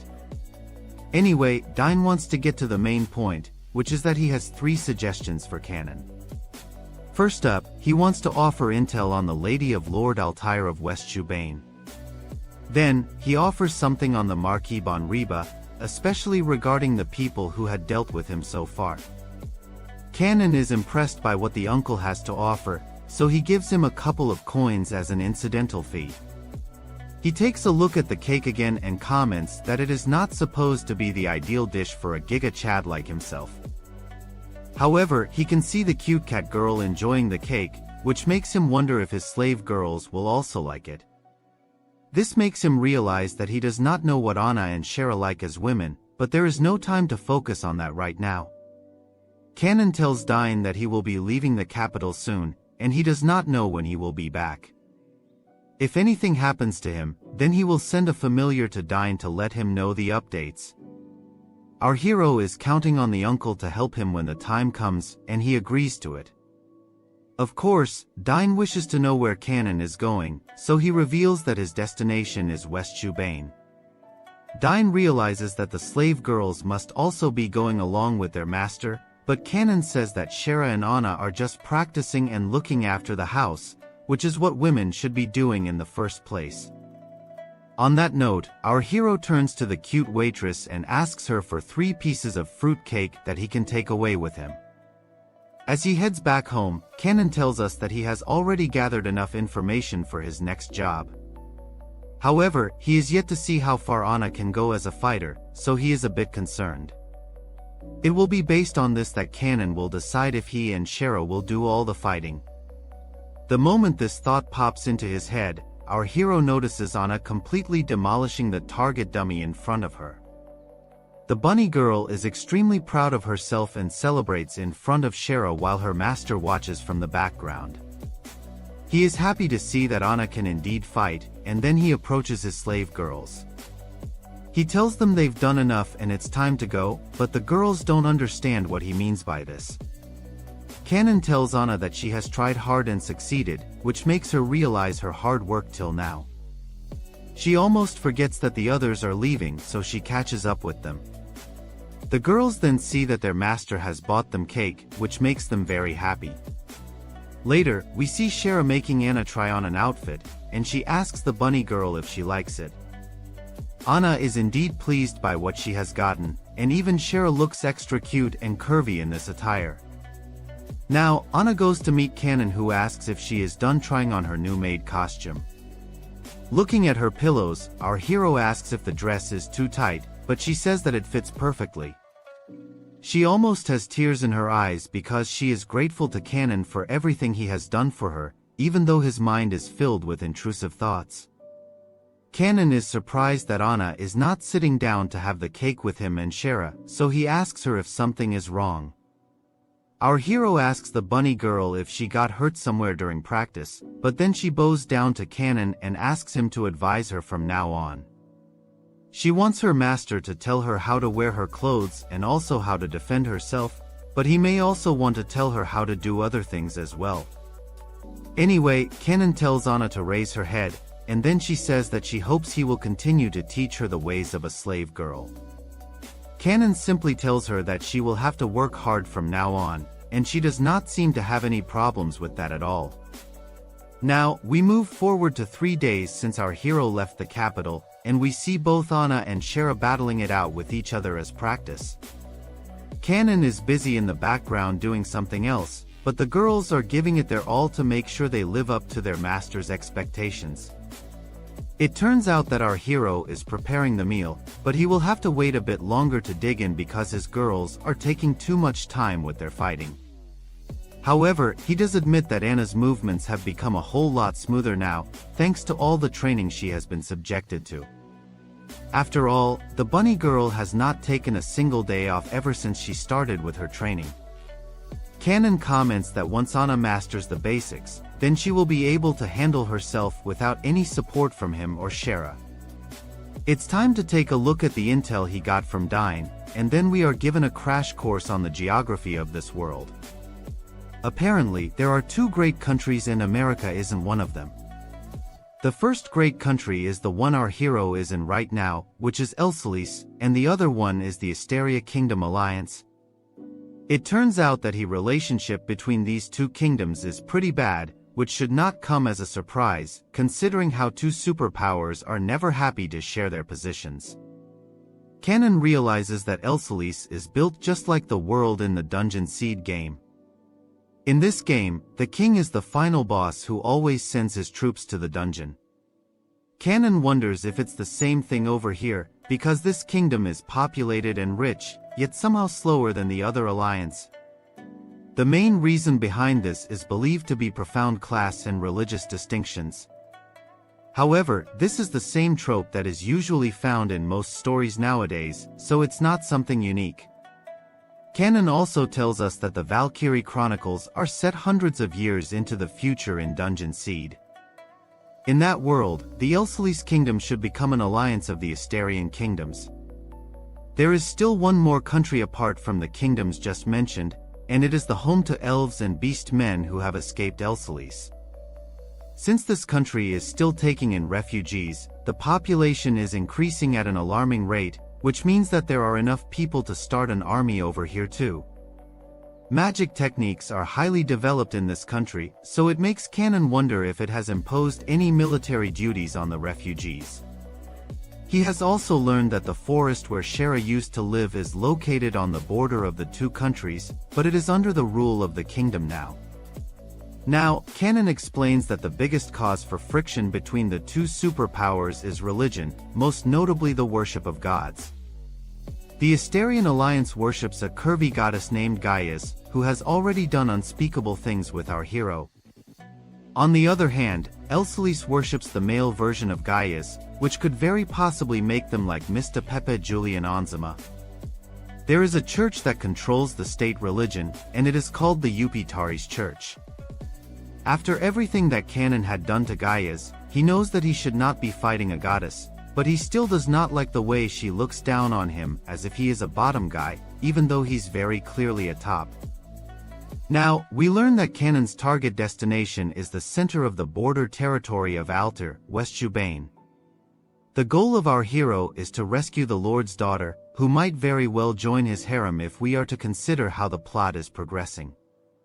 The name of this daughter is Rico van Alter, and she is set to be married off to a hero one day. Now that he thinks about it, Kanon realizes that this quest will be just like the one he had in Dungeon Seed. Alicia and Reno will play two important opponents, even though he had saved them when they last met. Either way, our hero needs to hurry to West Jubane, which is located on the border between He Kingdom and the Alliance. Apparently, this place was once a part of Dolsha, which was a country that perished at the start of Dungeon Seed. The reason was said to be a sudden invasion from Lord Alter, which explains why he's the villain over here. One thing that Kanon does not understand though, is the country does not exist in Valkyrie's Chronicles. However, if your body count includes a literal goddess, then nothing is impossible for you. Kanon is highly optimistic about his future in this world, and then he speaks about Rico van Alter. As far as the game is concerned, there is no information about her at all, which makes Kanon wonder if she was ever a part of the story. Then again, maybe he did not clear all the hidden quests, which was why the character never appeared. This leads him to his most crucial disadvantage, which is that he does not know what his target looks like. Dine had said that Rico has cherry pink hair and purple eyes, which effectively makes her a typical cosplay girl. Kanon believes she could just be a teenager like him, but he has to draw her face to get a better idea. It's a tough ask for him, and the drawing clearly proves that art is not his forte. However, Kanon does remember that Riko was said to have perished during the attack on Dolcia, which could explain why he does not know much about her. Since our hero does not know anything about the girl he has to protect, he has found himself in a rather tricky situation.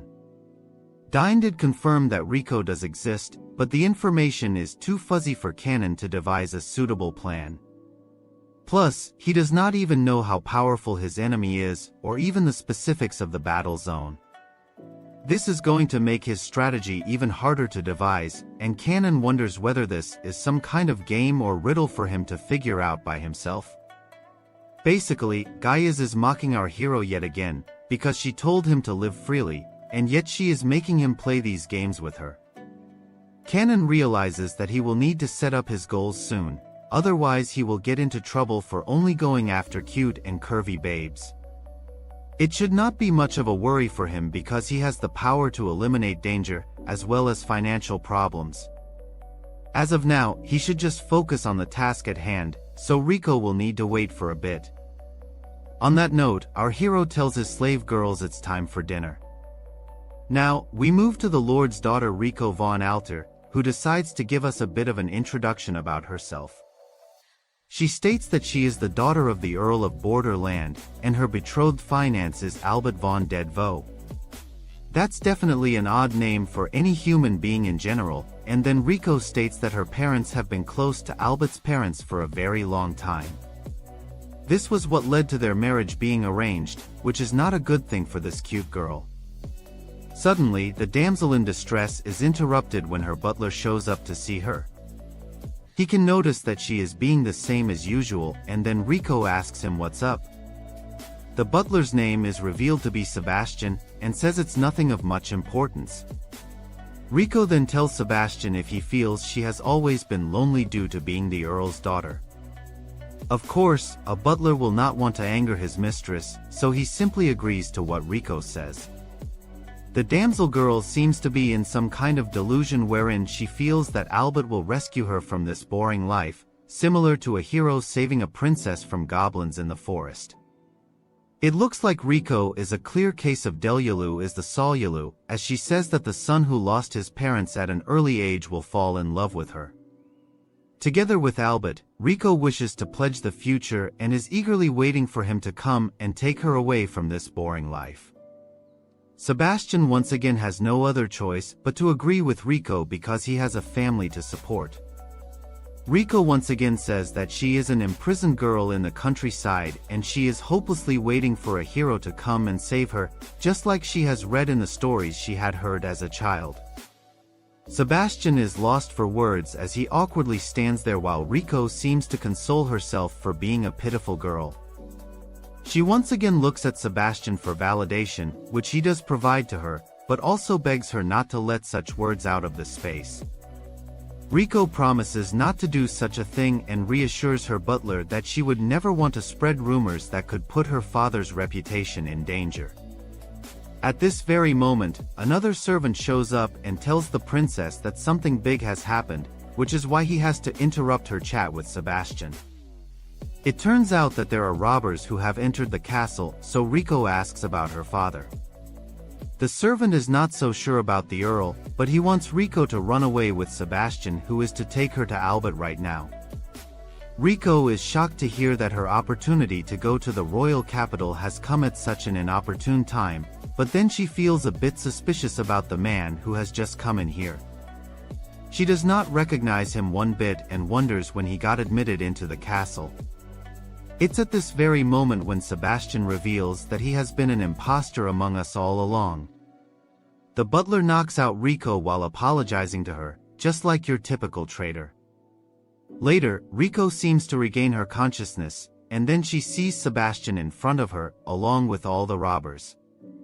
She can also hear another voice which is very familiar, and that's when we see Riko tied up as a hostage. She follows the sounds and notices that her own father has been beaten up and is kept as a hostage in front of her. Sebastian then turns to the Earl and tells him that they have been friends for a very long time, but he also draws a sword, which is not a good indicator. And just like that, Sebastian stabs his lord with the sword, seemingly ending his life in front of his daughter's own eyes. The butler states that his family has been serving the Alter family for a very long time, so it must be hard to digest why he is committing such a horrific act. The Earl is shown to still be alive and breathing, so Sebastian decides to at least explain his motivations. Basically, from the time of his father, Sebastian was told by the king to take back all the lands with dragon veins from people like the Earl, who are of foreign blood. More than anything else, his patience has reached its limit, which is probably why he has finally given in to the dark side. Sebastian then lets out a little rant talking about how royal blood people such as him should not be bowing down or serving foreigners like the Earl and Rico.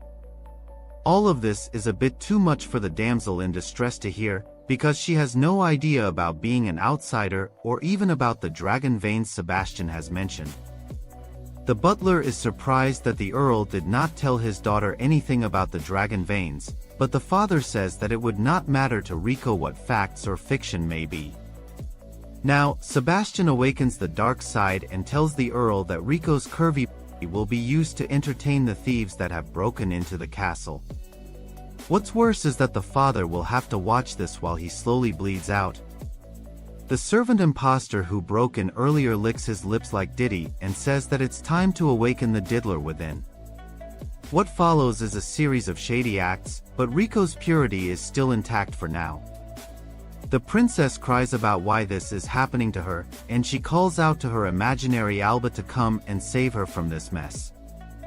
Luckily for her, Sebastian notices someone moving around the area, and he wants to know who this is. The butler calls out to this mysterious person and dares them to show themselves, but this was just asking for punishment. It's none other than Anna, who seems to have some weird kind of superhero costume on, but that doesn't matter because she is here to rescue Rico. Sebastian does not like the fact that a beast girl has come to the scene, so he orders his men to take care of her. Of course, they have no idea about the kind of training Anna has gone through, and she teaches all of them a lesson they will never forget. The main fighter manages to take her first blow, but he can't believe that someone would dare to challenge him this way. He tries to launch his own attack on the bunny girl, but it is of no use as she unleashes an attack so powerful that it manages to rip her opponent in half. It looks like Anna has also picked up the 1-inch punch from her master, and it serves as the perfect cue for him to make his own appearance. Kanon enters with his slave girls standing in front of him, and he likens the enemy to nothing more than a bunch of ants who have come to taste a sugar cube, meaning Rico. Our hero then tells his opponents that they better run fast, otherwise he is going to end them all. Of course, we will need some kind of backstory on how this came to be, so we are taken to a flashback right before the thieves entered the castle. Shara shows up in her armor and asks Kanon if they are going to just attack the enemy directly. He is a bit taken aback by her choice of attire, but maintains that stupid enemies should not intimidate them in any way. Our hero takes a good look at the situation, and he admits that things are a bit serious because he has a princess to save. Now, we move back to the present where Kanon tries to make an assessment of his opponents. At first, he had thought they were 6 people, and if all of them weren't that strong, then it would have been easy to defeat them. However, by his count, there could be more than 7 enemies, as some of the others may be masquerading somewhere else. Now, Kanon sets his eyes on Rico, and he knows that she is the current target. From her current state, our hero realizes that what he had predicted was correct, but it has moved at a much faster pace than he had expected. What's more is that the man lying on the floor is none other than Lord Alter, which means that Kanon has arrived a bit later than he would have wanted to. Luckily for him, Lord Alter raises his head to reveal he is still alive, so all hope is not yet lost. It's time to get serious, so our hero pulls out his stat bar to make sure everything is in place. He activates his skill field, which will take around 3 minutes, and he must not step out of the skill zone, otherwise his move will become neutralized. Not that Kanon needs to worry about such things, and he shows off his powers by covering the entire area within his skill zone. Shera is surprised to see how strong her master really is, but Kanon tells her and Anna not to worry anymore because he has full control of the castle.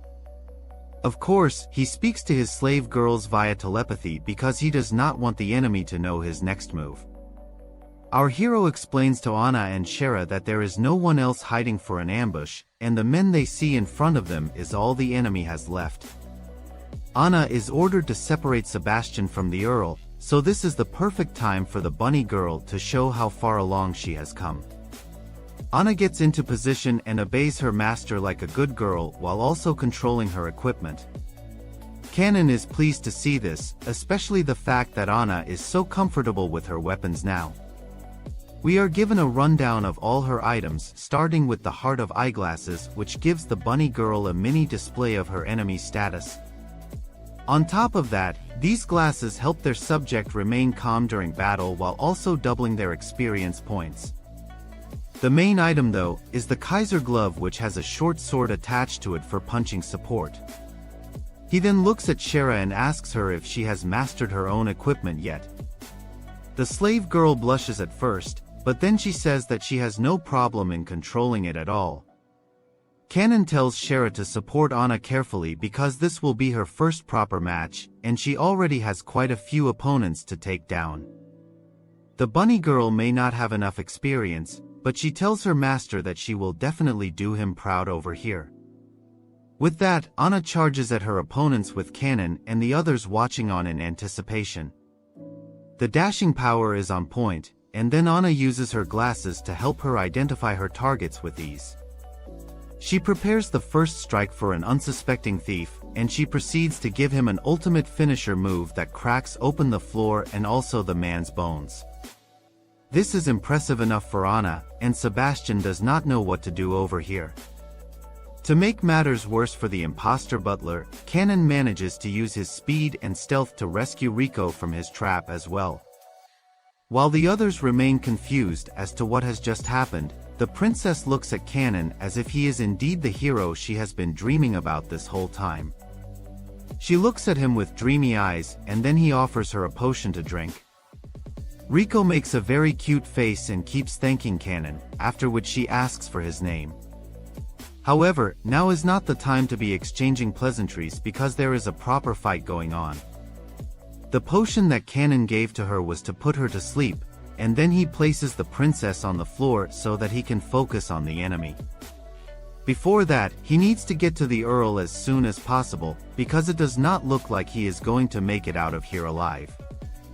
Now, he rushes to Lord Altair and keeps calling him Rick as if it is his nickname or something. After a few efforts, the Earl finally responds to our hero, and he tries to recognize him. Once again, there is no time to waste, so Kanon asks Rick to make a choice as fast as he can. In the middle of this chat, we move back to Anna, who is trying her best to take on Sebastian. The imposter butler is actually a lot more skilled than he looks, as he is able to take on the bunny girl while also dominating the fight. Of course, Anna is no muck with fighting either, so she counters and dodges his moves while also having her massive pillow stay intact. Things look a bit scary for her as a thief tries to attack her from behind while she's not looking. Luckily for her, Shera is there to block the thief with her armor, and she tells the bunny girl not to lose sight of what's happening in front of her. The focus should remain on her enemy and Shera will take care of the rest. As Shera shows off her skills, Kanon notices that her equipment is also top-class stuff. Her armor is made of a special material, and even her undershirt armor is made from the moon goddess. The sneak-attacking thief mocks the slave girl for trying to fight him with a stick, but he does not realize how much power she is currently wielding in her hands. Shera goes on to launch an instant strike on the man's head, and she manages to split it open with minimum effort. With one target down, the slave girl moves on to the next and is able to finish him off with ease as well.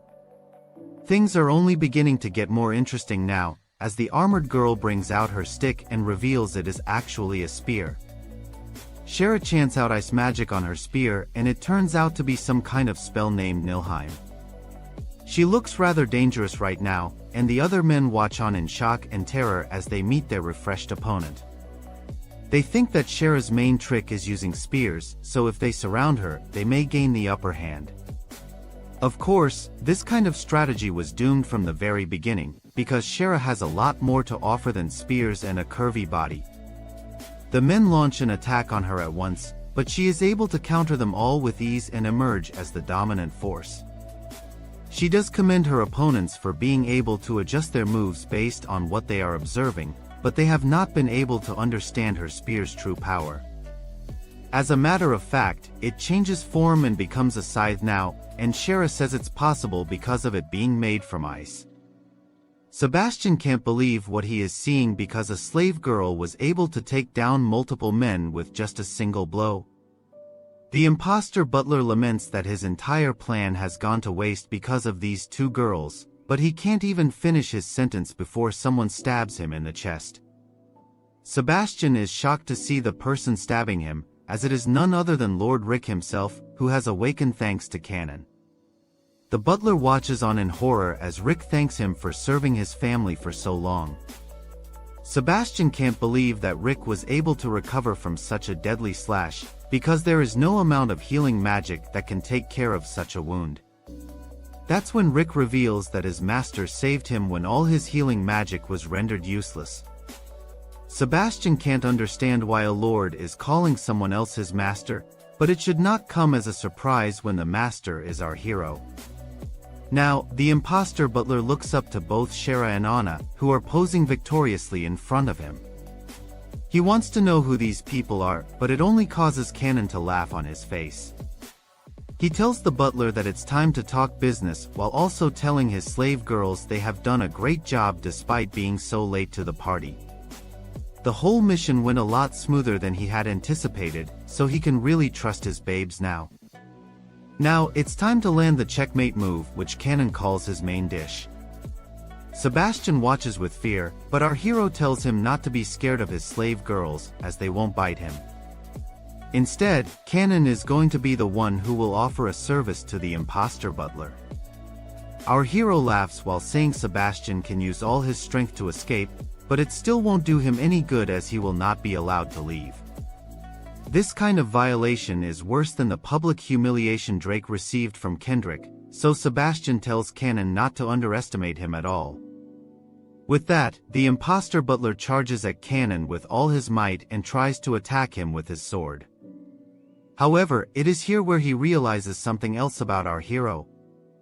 Cannon laughs at Sebastian once again, because he can't believe the butler has been so ignorant till now. Sebastian is super confused, so Cannon reminds him that he has been dealt the ultimate move in chess. With that, demonic spirits come out of Cannon and present themselves to the butler. Our hero says that all the darkness within this place only exists to serve him, so the only way for Sebastian to live is to escape from his hands. Sebastian is still trying to understand what this darkness has to do with Cannon, and then our hero reveals that his only true weakness is his real body.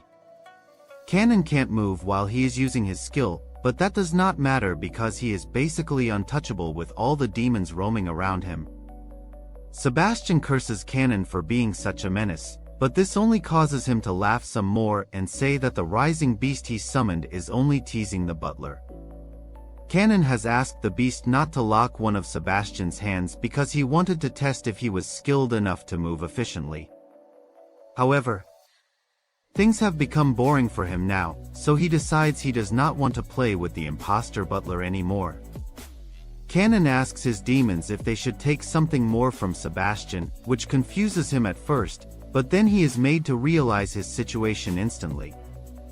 The demons rip his arm off his body, which is a rather unpleasant sight, and it makes Sebastian writhe in pain. All of this is entertaining to Cannon, thus proving him to be a sadist in the making. Our hero is not too impressed by his victim's struggle, so he snaps his fingers like Thanos.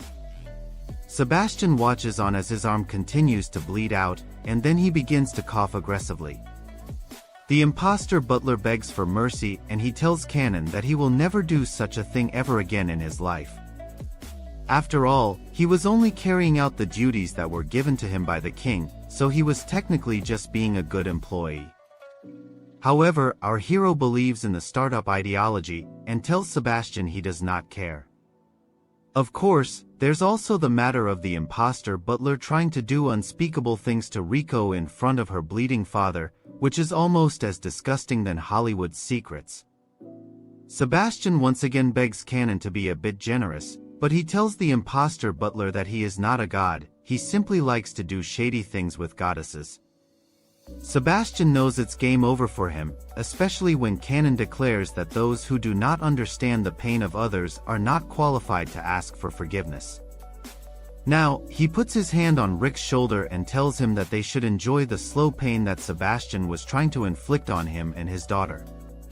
Rick is grateful to his master for allowing him to punish his traitor butler as he pleases, and then we shift to Riko, who is still asleep and having some intrusive thoughts.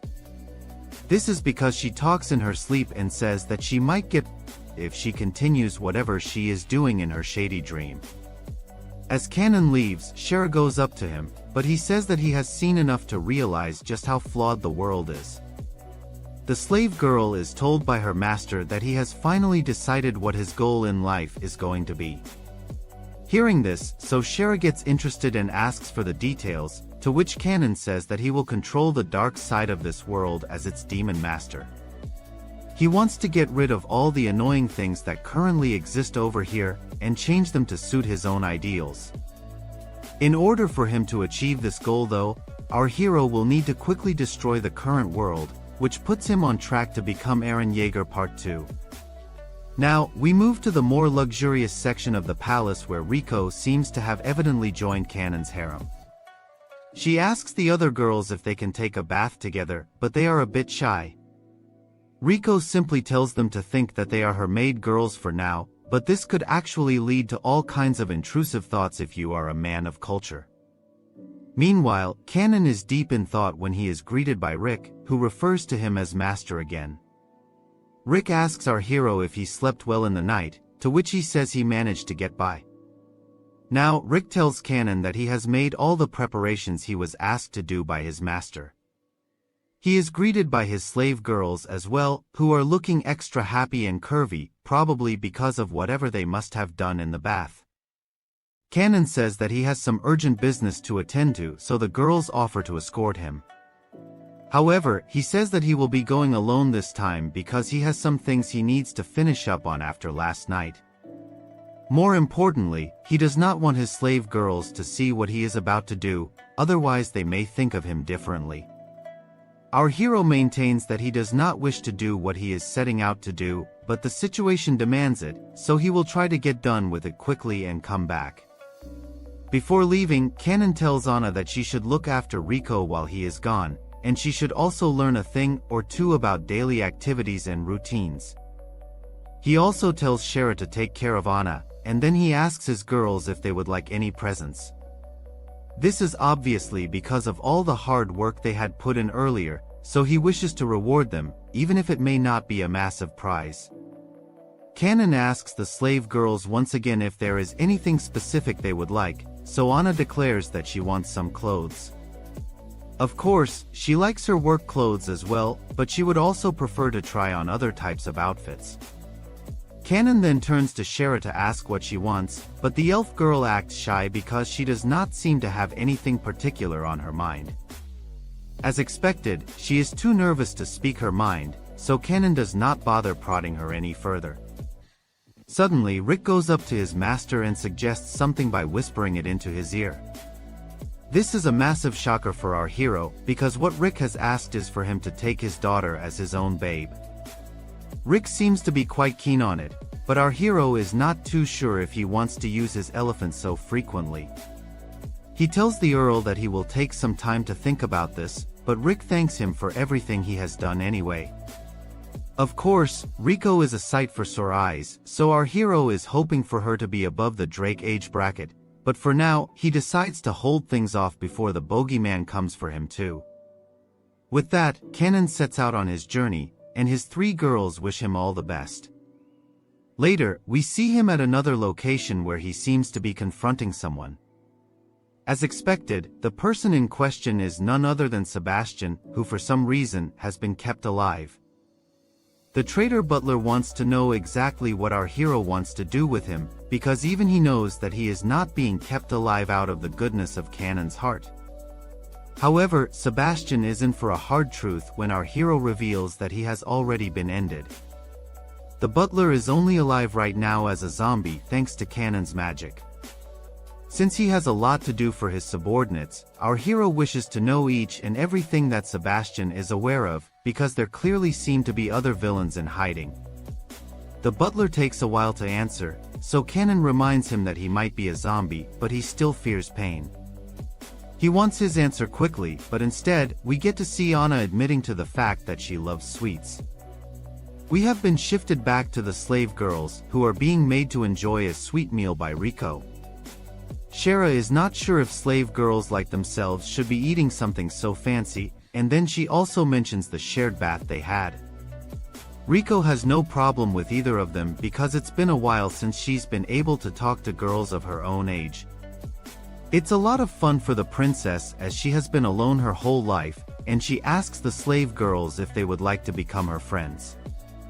Anna and Shara both agree to this proposition with massive smiles on their faces. At this moment, Kanon comes back and he can see that his girls are having fun with each other. The girls are happy to see their master return, and he says that he has bought a few things for them.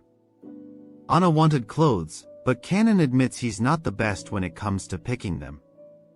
Either way, he hands over the clothes that he did buy for Anna, and she seems to be pleased with what she has been given.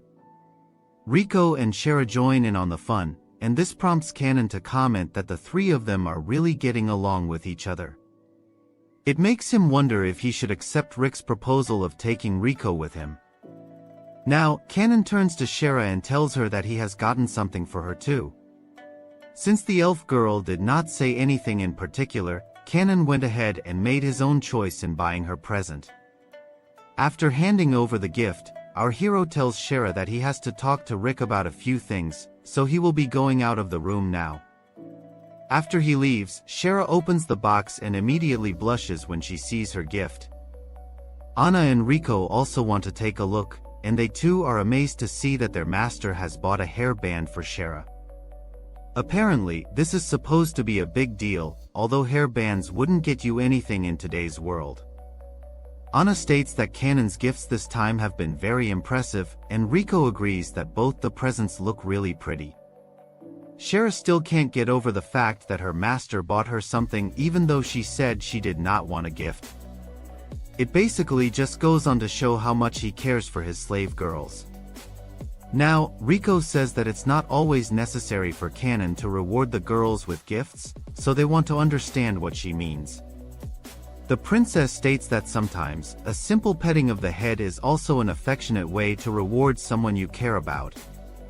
However, this statement seems to do something to Shara as she makes a rather shocked face, much to the surprise of the other girls. Shara seems to be in some kind of uncontrollable state, so Anna asks her if all is well. She tries to make Shara feel better by saying her hairband looks really cute, but Shara herself knows that she has not been living up to her master's expectations. She feels that she has still not reached the level of a real girl and has a lot of practice left to do. But her words seem to confuse Anna. Shara then asks her how to master the skill of being a charming girl, but this only bamboozles her further. At this moment, Kanon walks into the room and asks what's going on. Shara feels a bit embarrassed, so she says it's nothing at all, and even Anna plays along for now. Anyway, now that he knows what he has to do, we learn that our hero has told Rick that they need to work together from this point forward. Kanon also tells him to inform him once he has news from the capital. Back to his slave girls, Kanon asks them what activities they have planned for the day, but it seems to make them even more conscious. He then explains that they need to pack their things because they will be leaving tomorrow. Shara wants to know where they are heading, so Kanon explains it will involve a lot of camping. This is because they are going towards their future home where they are going to create their very own dungeon. The group heads out, but they need to fill themselves up too and with food, not elephant water. We can see that Anna has become a lot more skilled with knives and edged weapons, making her a better cook in the process. She becomes extremely happy upon hearing this and states that she is going to make more food for her master now. She states that it is all because of Kanen's guidance, but he feels that he didn't really do much that's worth talking about.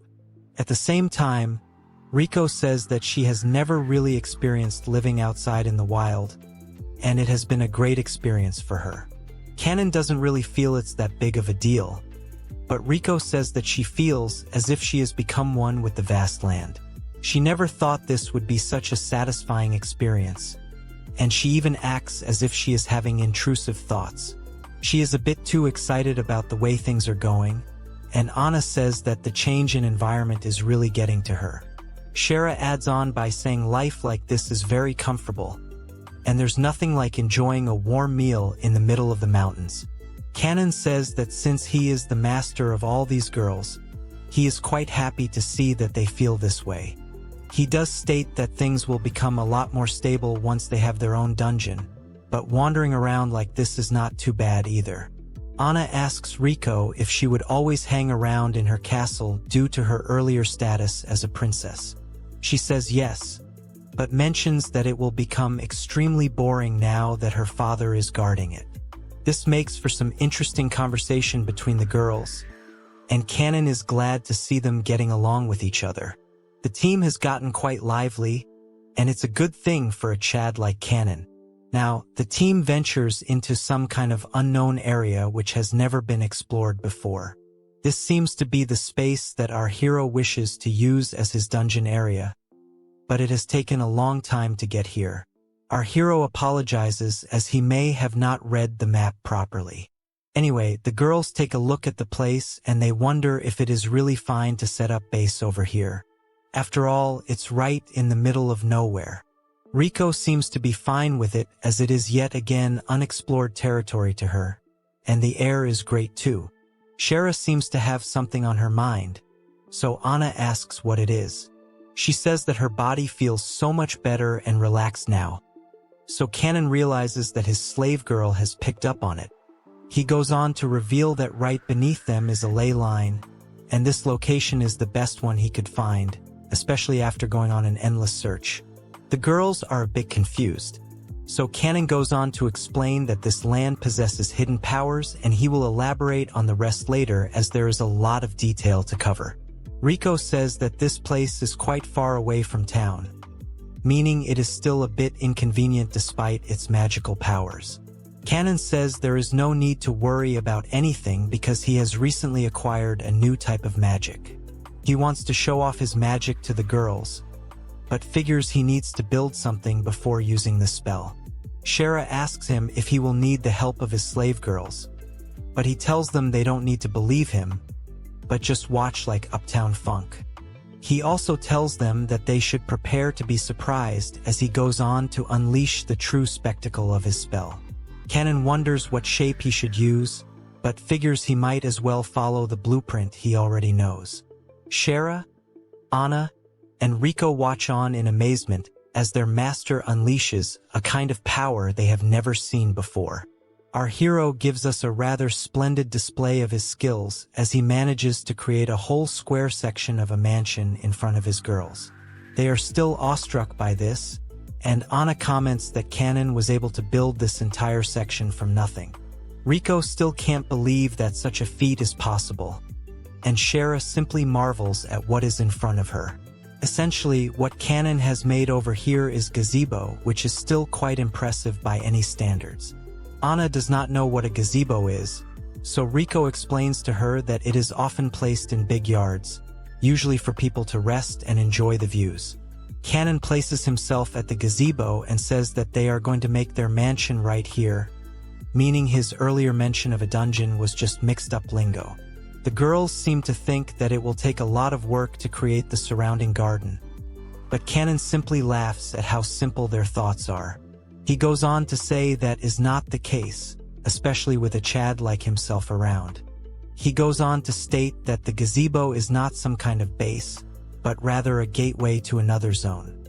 Shara is puzzled, but Riko is even more confused because she has no idea what a gateway has to do with their place of residence.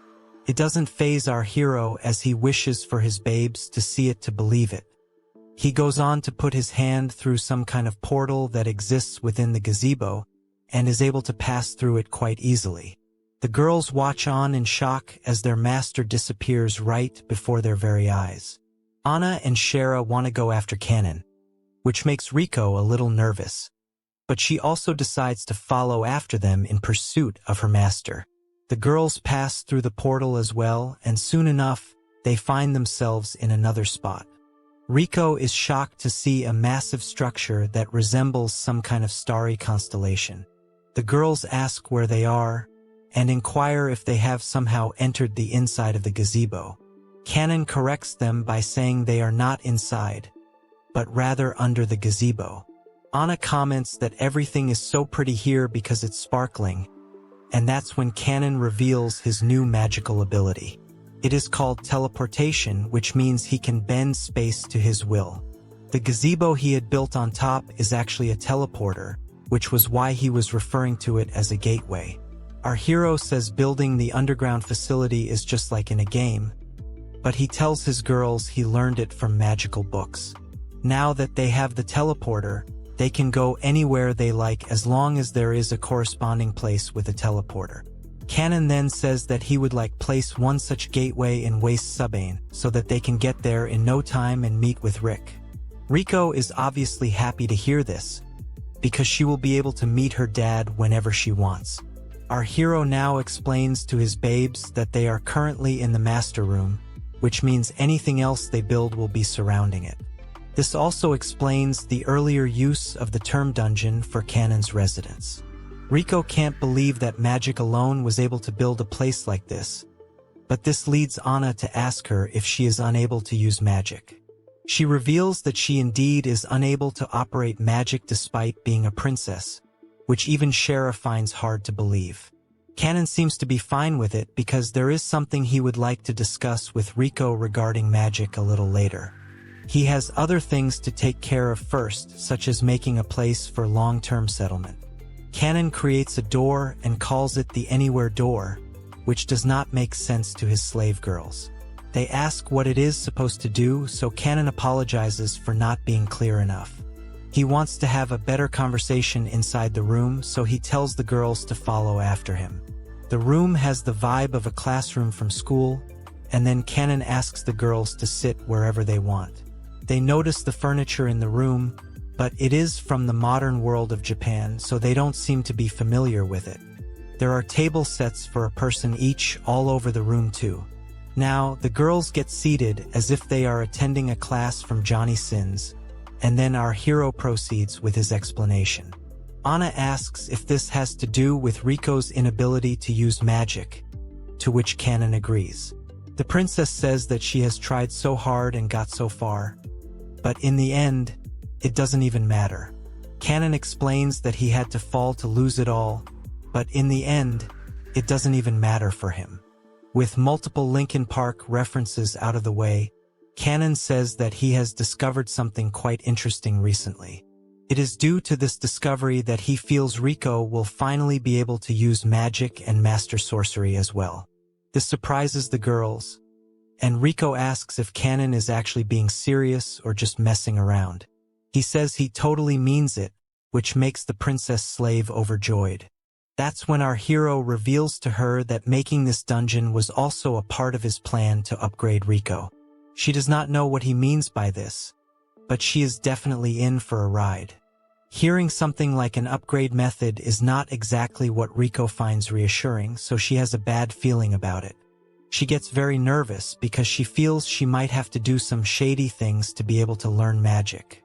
Kanon gives a shady laugh and asks her why she would think of such a thing, even though he himself must be having a few right now. To put it simply, he is only going to remove a seal that has been placed on Riko, but she is taken aback by this statement. When it comes to the word seal, it can imply multiple things, and for some strange reason, the first implication that comes to the princess slave's mind is that of her hymen. She feels breaking her hymen will lift the seal, and even though that is not how Kanon is going to perform the process, he doesn't mind doing it as well. Shara now tackles Kanon's intrusive thoughts by asking if there is something inside Riko's body that has locked her magic skills away. Riko agrees with her, but still does not completely understand the whole thing. Now, our hero reveals that this is something Rick had explained to him, which means it has to be correct. That's when we learn that the seal placed on Riko comes from her very own mother. As a matter of fact, it has been there ever since the princess was born. It turns out that Riko carries the blood of a succubus, which has been distantly inherited from one of her early ancestors. As we all know, succubus girls are highly alluring and can store a lot of mana, but are unable to create any of it. This is why they have to suck the mana out of another host, and they choose all kinds of shady ways to do it. In order to prevent Riko from starting an OnlyFans account, her mother made sure to store away all her succubus pressure points. Once those vital points are blocked off, the rest of the body becomes unable to access mana. This is the main reason why Riko is not able to use magic despite being of royal blood. Shara herself is amazed that the princess slave has such an interesting background story, and she adds that it explains why she keeps saying such shady things over and over again. Anna understands it too, although Riko is unsure of how to react to such statements. Now that all the girls have figured out why Riko can't use magic, Kanon says that the next item on the agenda is to find out the best way to break the seal. Our hero states that he can do it himself, but if he is the only person involved from start to end, then it could cause a lot of problems. Riko asks if there is something she will need to do by herself, to which Kanon reveals that there is an actual succubus residing inside her. Riko has to be the one to communicate and understand this side of her personality if she is to be able to break out of her seal. For this process to go smoothly, Kanon will need to ensure that both sides merge into one. However, he does not know much about the succubus himself, so things could go really bad if he messes up. Anna panics a bit because she wants to know what will happen to Riko if the seal is broken. Sadly, even Kanon's big brain energy isn't enough to predict how this will go. Riko herself then tells Anna not to worry, because no matter what happens, she will always remain shady and thirsty. That's not exactly reassuring, but our hero needs to make more rooms, so he tells his slave girls to leave him be. Now, Anna asks Riko about her mom, because she couldn't find her anywhere in the whole castle. However, she says that her mom is no more, and she only has her father now. Anna says sorry for being too invasive, but Riko says it's all right. However, she suddenly asks Kanon how her mana will flow if her hymen is still intact. Kanon laughs at this because that's not how magic works. Anyway, he has now made a room filled with mirrors and he asks Riko to enter it. He will not force her to do this, but Riko is determined to use magic and not be a pampered princess anymore. On that note, Kanon leaves for Rick's place as he has some stuff to discuss. He leaves Anna in charge of the security, and even Sarah comments that her master is being a bit livelier than usual. Could be because he has rizzed 3 curvy babes. But there's more to life than this. Now, our hero meets with the others at Rick's place and learns from Dine that the rumors have been spread near the borders of the Earl's territory. Goddess Gaia's worshippers should be taking note of this. So Dine has done a good job. Even Rick says that the salt contract is going on as expected, but the Upitalis church is still to be tended to. Kanon is not too bothered, so he decides everything is as per his plan. He is asked if he should be away from his dungeon for so long, but he says his babes are not going to be easy to defeat. We see that in live action as Anna takes on a whole bunch of opponents with ease. She has clearly grown in terms of her skills, such as speed and strength, because she is a much better fighter now. She does take a hit in the middle of all this, but is able to get back up and unleash more of her rage. Some more time passes by, and Anna starts to pant, which means that she is up against some tough opponents. It turns out that all her earlier blows were deflected, indicating that she never actually had the advantage here. The key is to break their formation, as they work very well together, and Anna can't afford to take it easy even for a second. Attacking almost seems impossible at this point, but suddenly, Riko shows up. She seems very determined as she asks Anna to step back, and then unleashes her magical energy. It's a massive surge of power that forms into a tornado, and Riko farms tons of aura. Meanwhile, Kanon thinks about politics and strategy, but he too senses the ruckus outside. Sarah informs him that Riko left her room sneakily and is probably helping Anna against some enemies. Kanon decides to go to the scene right now, and he is shocked to see the remnants of the battle. He sees Anna all beaten up, so he asks her what happened. She reveals that the enemies were too strong, so Riko used her magic on them, but Kanon realizes that Riko is flat on the ground. Anna worries that she has lost her life, but luckily, she is still shown to be breathing. Anna is a bit confused, but Kanon says that this could be a side effect of the merging with the succubus. Riko's mana is depleted, but that does not stop her from talking in a flirty manner. As Anna tries to calm down Riko and her intrusive thoughts, our hero notices that his latest slave girl has tons of magical power. He figures he has to show Riko how to control her mana, for which he'll need to make a new room. He tells the girls to go to the dungeon where he'll heal them, but more importantly, he analyzes the enemy. These soldiers could parry everything that Anna threw at them, which makes them a lot stronger than the earlier wave. Our hero seems to realize who could be the one pulling all the strings here, but before he can come to that conclusion, Sarah asks how the enemy could locate such a secluded place. Kanon is close to figuring it all out, but first, he'll need to do something to clear his suspicions. By this, he is referring to summoning Gaia. We can see how properly the dungeon is helping the worshippers of Gaia by giving them nice, hot food. Riko encourages all the boys to eat well and grow their elephants, but Anna tells her to calm down. Sarah brings out the rest of the food, and all the refugees enjoy their meals. Rick and Dine are trying to gather more of these worshippers, but Riko points out that this cult has been on the decline in terms of numbers. It's inferior to the Yupi Talis Church for sure, which is why they have been given such a hard time. Sarah asks Kanon why he's only focusing on Gaia's worshippers, and he says he is basically using Gaia to build his own cult of followers, but not like Diddy. He needs to call Gaia here because he intends to establish her religion in his new country. By doing this, he will take in all her followers and reform the world one step at a time. Now, our hero tells his girls to follow after him once everyone is done with their meals. One of the refugees comments on how close Sarah is to Kanon, and this makes her blush. She even remembers that one night she shared with her master, but it's too shady to talk about. Sarah wants to confess her love for Kanon, but she will only do that once everyone's lives are settled. After some time, Kanon tries to summon Gaia, and he begins with the first command. It takes up a lot of his mana, so he has to be careful, especially if they are to be attacked right now. There's a strange noise, and our hero is unsure if Gaia rejected his summon. He's used up a lot of his mana too, but then Gaia shows up randomly in a rather alluring outfit that fits with the theme of comic guzzlers. There's an audience here, so Gaia is a bit shocked, but Kanon is able to divert everyone's attention by saying the summoning is going quite well. The goddess babe takes this chance to manifest once again in a better choice of outfit, and her entrance does make her look cool.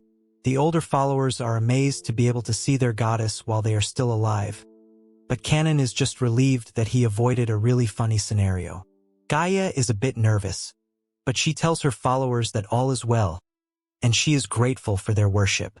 She's actually feeling scared of our hero, because he's upset she chose to come in pretty much her birthday suit.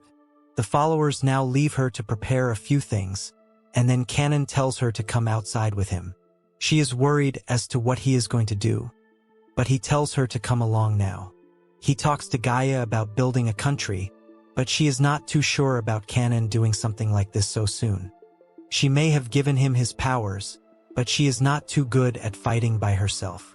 Her worshippers will also be at risk if things go south, but Kanon asks her if she just plans to hide forever.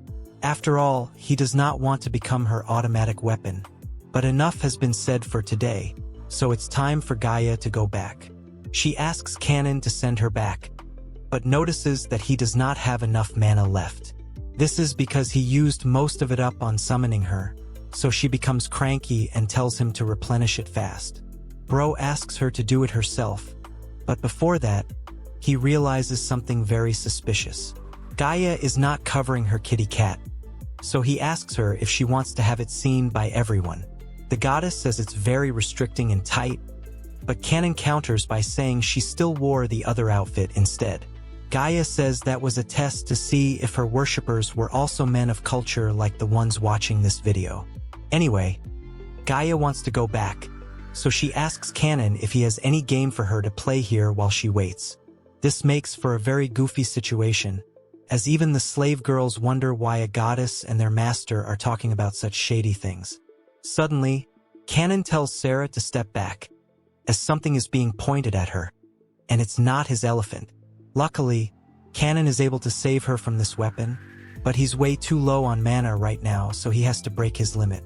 However, before our hero can pull anything off, his arm is blasted away and so is he. Sarah can't believe that such a power exists in this universe, as she sees her master on the ground, completely beaten. The girls rush towards Canon, and it does not look like the healing charm is working either. The spear that attacked our hero is instantly recognized by Gaia, so she calls out to the culprit. A shady character appears, and it's none other than Isekai'd himself, which means that the main villain has shown up for the final battle. Gaia asks him why he had to resort to such a cheap tactic like an ambush, but Isekai'd says that the goddess is the one who did something even more suspicious by summoning a human to this world. Gaia tells the girls to take their master away from the scene because they can't afford to lose Canon here. However, Sarah is not going to back away from a challenge, but Gaia tells her that Isekai'd is a god, thus making him a scary opponent. Even so, the slave girl says she won't let him get away with attacking her master, so she summons her dispelling charm. However, she is stopped by none other than Canon himself, who makes an awkward face while talking about how his arm is hurting. The girls worry about our hero's hand, but he says that all is well apart from his stained clothes. He tells his curvy babes to go find a hiding spot, as he and Gaia will take care of the final boss. Now it's time to get serious, so our hero pulls out his stat screen. He can see that he had to trigger avoid instant death to keep his entire body from getting blown away. That's quite a big thing, so he realizes that he has to go all out here. Anna asks him about his arm, and Sarah says that they will help him, but Canon states that Isekai'd is his prey, and he is going to hunt him down like true Giga Chad. He tells Sarah to be confident in him, because a lot of people have risked their lives for this very moment. The next wave of attackers must already be on its way, so the girls need to worry about holding them off and not slowing him down here. With that, Bro turns on his aura to the max and orders his slave girls not to let the enemy lay a hand on any one of them. Our hero laments that he has rizzed his babes way too much, so he'll probably have to slow it down from this moment onwards. Canon doesn't even mind risking his life against his opponent, which could be seen as a player's bad habit. The girls ask Gaia to come with them, but she says she must stay and see this through. She reassures them that she won't die as she is a goddess, but she does need the girls to protect her followers. Isekai'd confirms with Canon if he has bid his farewells to his friends and babes, but our hero roasts him by asking if he didn't have anything better to say. However, his own state is quite bad, so he's not too dissatisfied. Having said that, he is glad that his main plan will be completed much sooner than expected, which slightly confuses Isekai'd. That's when Canon reveals that he was worrying about taking down all of his opponent's believers first, but since Isekai'd was dumb enough to show himself here, Canon's job has been made a lot easier. Canon continues to mock the enemy god by saying he is driven by emotions rather than logic. Isekai'd is amused by our hero, but Canon tells him not to obsess so much over his arm. He only wants information, but the evil god says that it can't be more important than his dominant arm. Either way, it's time to talk facts, so Canon says something out of pocket right off the bat. He says that he knows he can end Isekai'd, and he also knows that Isekai'd is the only entity in this world who can hinder him. Gaia becomes nervous as Canon wonders what kind of impact he can have on a god. He then asks if he can use Isekai'd as his target point, as he has already been forced to activate avoid instant death. The evil god gets annoyed and scolds our hero for wasting his time, but Kanon asks him if he hasn't been able to figure it out yet. He reveals that Isekai'd is still a character in this world as per his system, which means even though he is a god, our bro can end him. Kanon turns over to the dark side and says that he's quite lucky to be able to get all the information he needed on this god by giving away an arm. He was planning to try it with Gaia first, but that is not needed anymore, although it still makes the curvy goddess wonder what our hero was planning to do to her. Gaia can't believe that Kanon was thinking of ending her, but our hero says he was only going to do that if she became troublesome. After all, he's already sprinkled her with his elephant water, so he wouldn't be so heartless. Isekai'd realizes that Kanon must be eliminated, but this only makes our hero more excited. Bro goes full Giga Chad mode and calls his enemy a rat, which naturally offends him. Kanon asks him why he aimed for the women first, because only a coward would try that. Kanon pushes it even further by calling Isekai'd a house mouse, and this is all it takes for the evil god to fire his attacks at Kanon. Bro is able to dodge them with ease, but Isekai'd does not stop with his moves. This actually goes on for a while, as Kanon is shown maximizing his agility to avoid a direct hit. Things get a bit tricky as the evil god goes a bit extra with his attacks. Kanon admits that it's a daring move from his opponent, but he is still able to dodge them like the Flash. Isekai'd now tries another sneak attack, but Kanon is able to block it, and we can also see that he has wrapped his shredded arm around him. The evil god is caught, so our hero launches an attack of his own on him, and even kicks away his arm. Isekai'd has some genuine fear on his face now, but he counters Kanon and is able to take his weapon away. With this, he can create another spear, so he goes for it, but Kanon dodges it yet again and counterattacks from behind. The battle rages on, but Isekai'd gets annoyed as he sees our hero smiling. He demands that Kanon stop with this behavior, but he says he's laughing because it's a lot of fun to him. After all, he is fighting the final boss, and players usually like to toy around with them before finishing them off for good.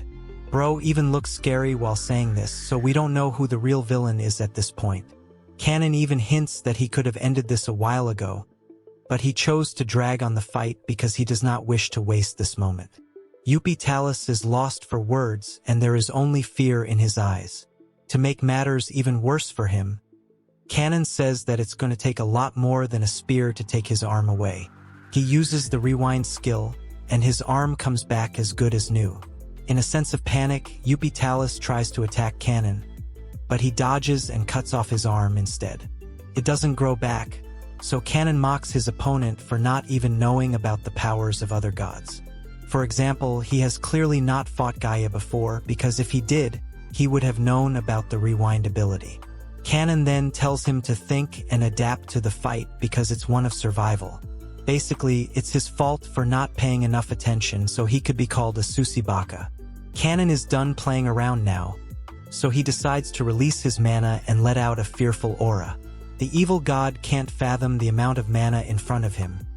Kanon says he has understood everything about his opponent now, so it's time for him to be ended. It's time for our hero to show his true powers, and we gear up for one heck of a grand finale. Isekai'd still says that such an amount of mana is impossible, but Bro tells him it's right here in front of him. That's when the villain realizes that he's up against an archmage who at this point is pretty much like a super scion. This surprises even Gaia, but then Kanon clarifies that he's actually a lot more powerful, calling himself a hermit, who is like the Saitama of this world. Isekai'd thinks this is one big joke because hermits are supposed to be rulers of everything in this universe. However, he suddenly realizes that this could explain his massive amount of mana. Isekai'd asks Kanon how many times he's come to this world, but our hero does not know the answer to that. We learn that the evil god has a lot of mana because of the number of believers he's got. However, Kanon far surpasses him, which means he may have come to this world in many shapes and forms before. That's when he looks back in Gaia and wonders why she should even bring such a man to this world. Of course, none of this matters to Kanon, who has become the ultimate Giga Chad now. He knows that his enemy has no system to save him, so it's time to finish things off. Meanwhile, his curvy slave babes are ready to defend the castle against the other soldiers. Sarah is in full armor, and she warns the soldiers against taking another step. They don't seem to listen to her, which causes Sarah to go wild. She takes down multiple men with ease, leaving behind a very messy scene. She then mocks the soldiers, asking them if this is the best they've got. Riko and Anna watch on, but Riko wants to get in there and do something too. Sarah is in no mood to share, so the girls figure they're better off drinking tea like fancy girls. Now, we move back to the main battle, where Kanon is totally dominating against Yupitalis. The evil god continues to do his best, but it is nowhere near enough, as he loses some of his fingers in the process too. It's time to show off his strength now, so Kanon proceeds to hand down a pretty bad beating to his opponent. It's a pretty pathetic showing from Yupitalis, as Kanon even tells him not to be reckless in the fight. Now, Bro unleashes a bang which is made to look even deadlier than the Big Bang Theory. It's an enormous display of power which is the equivalent of this universe's spirit bomb. This causes a lot of damage, but they're in an open area, so there's no cause for concern. Our hero is having a lot of fun, as he lands yet another blow to the evil god and mocks him by saying he should heal himself carefully. It's of no use, as Yupitalis is way too damaged to recover from his injuries. He finally uses some big brain energy to analyze Kanon and realizes that he is totally outmatched.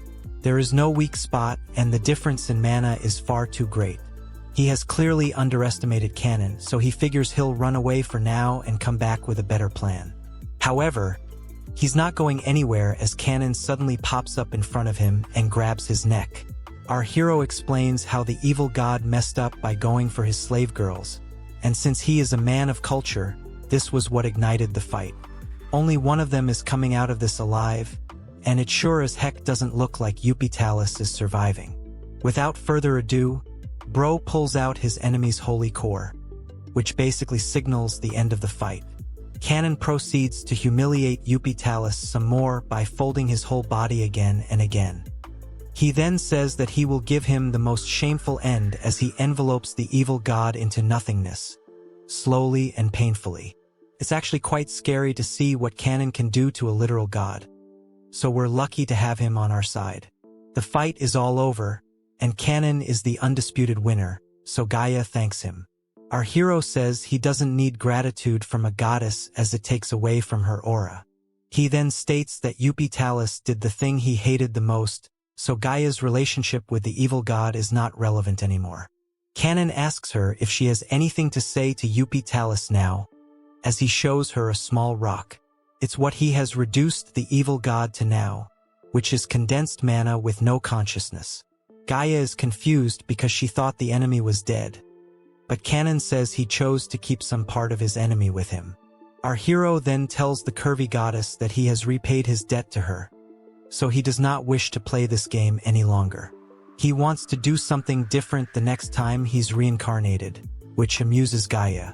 Suddenly, the other girls come in, which makes Kanon realize the other soldiers have been neutralized as well.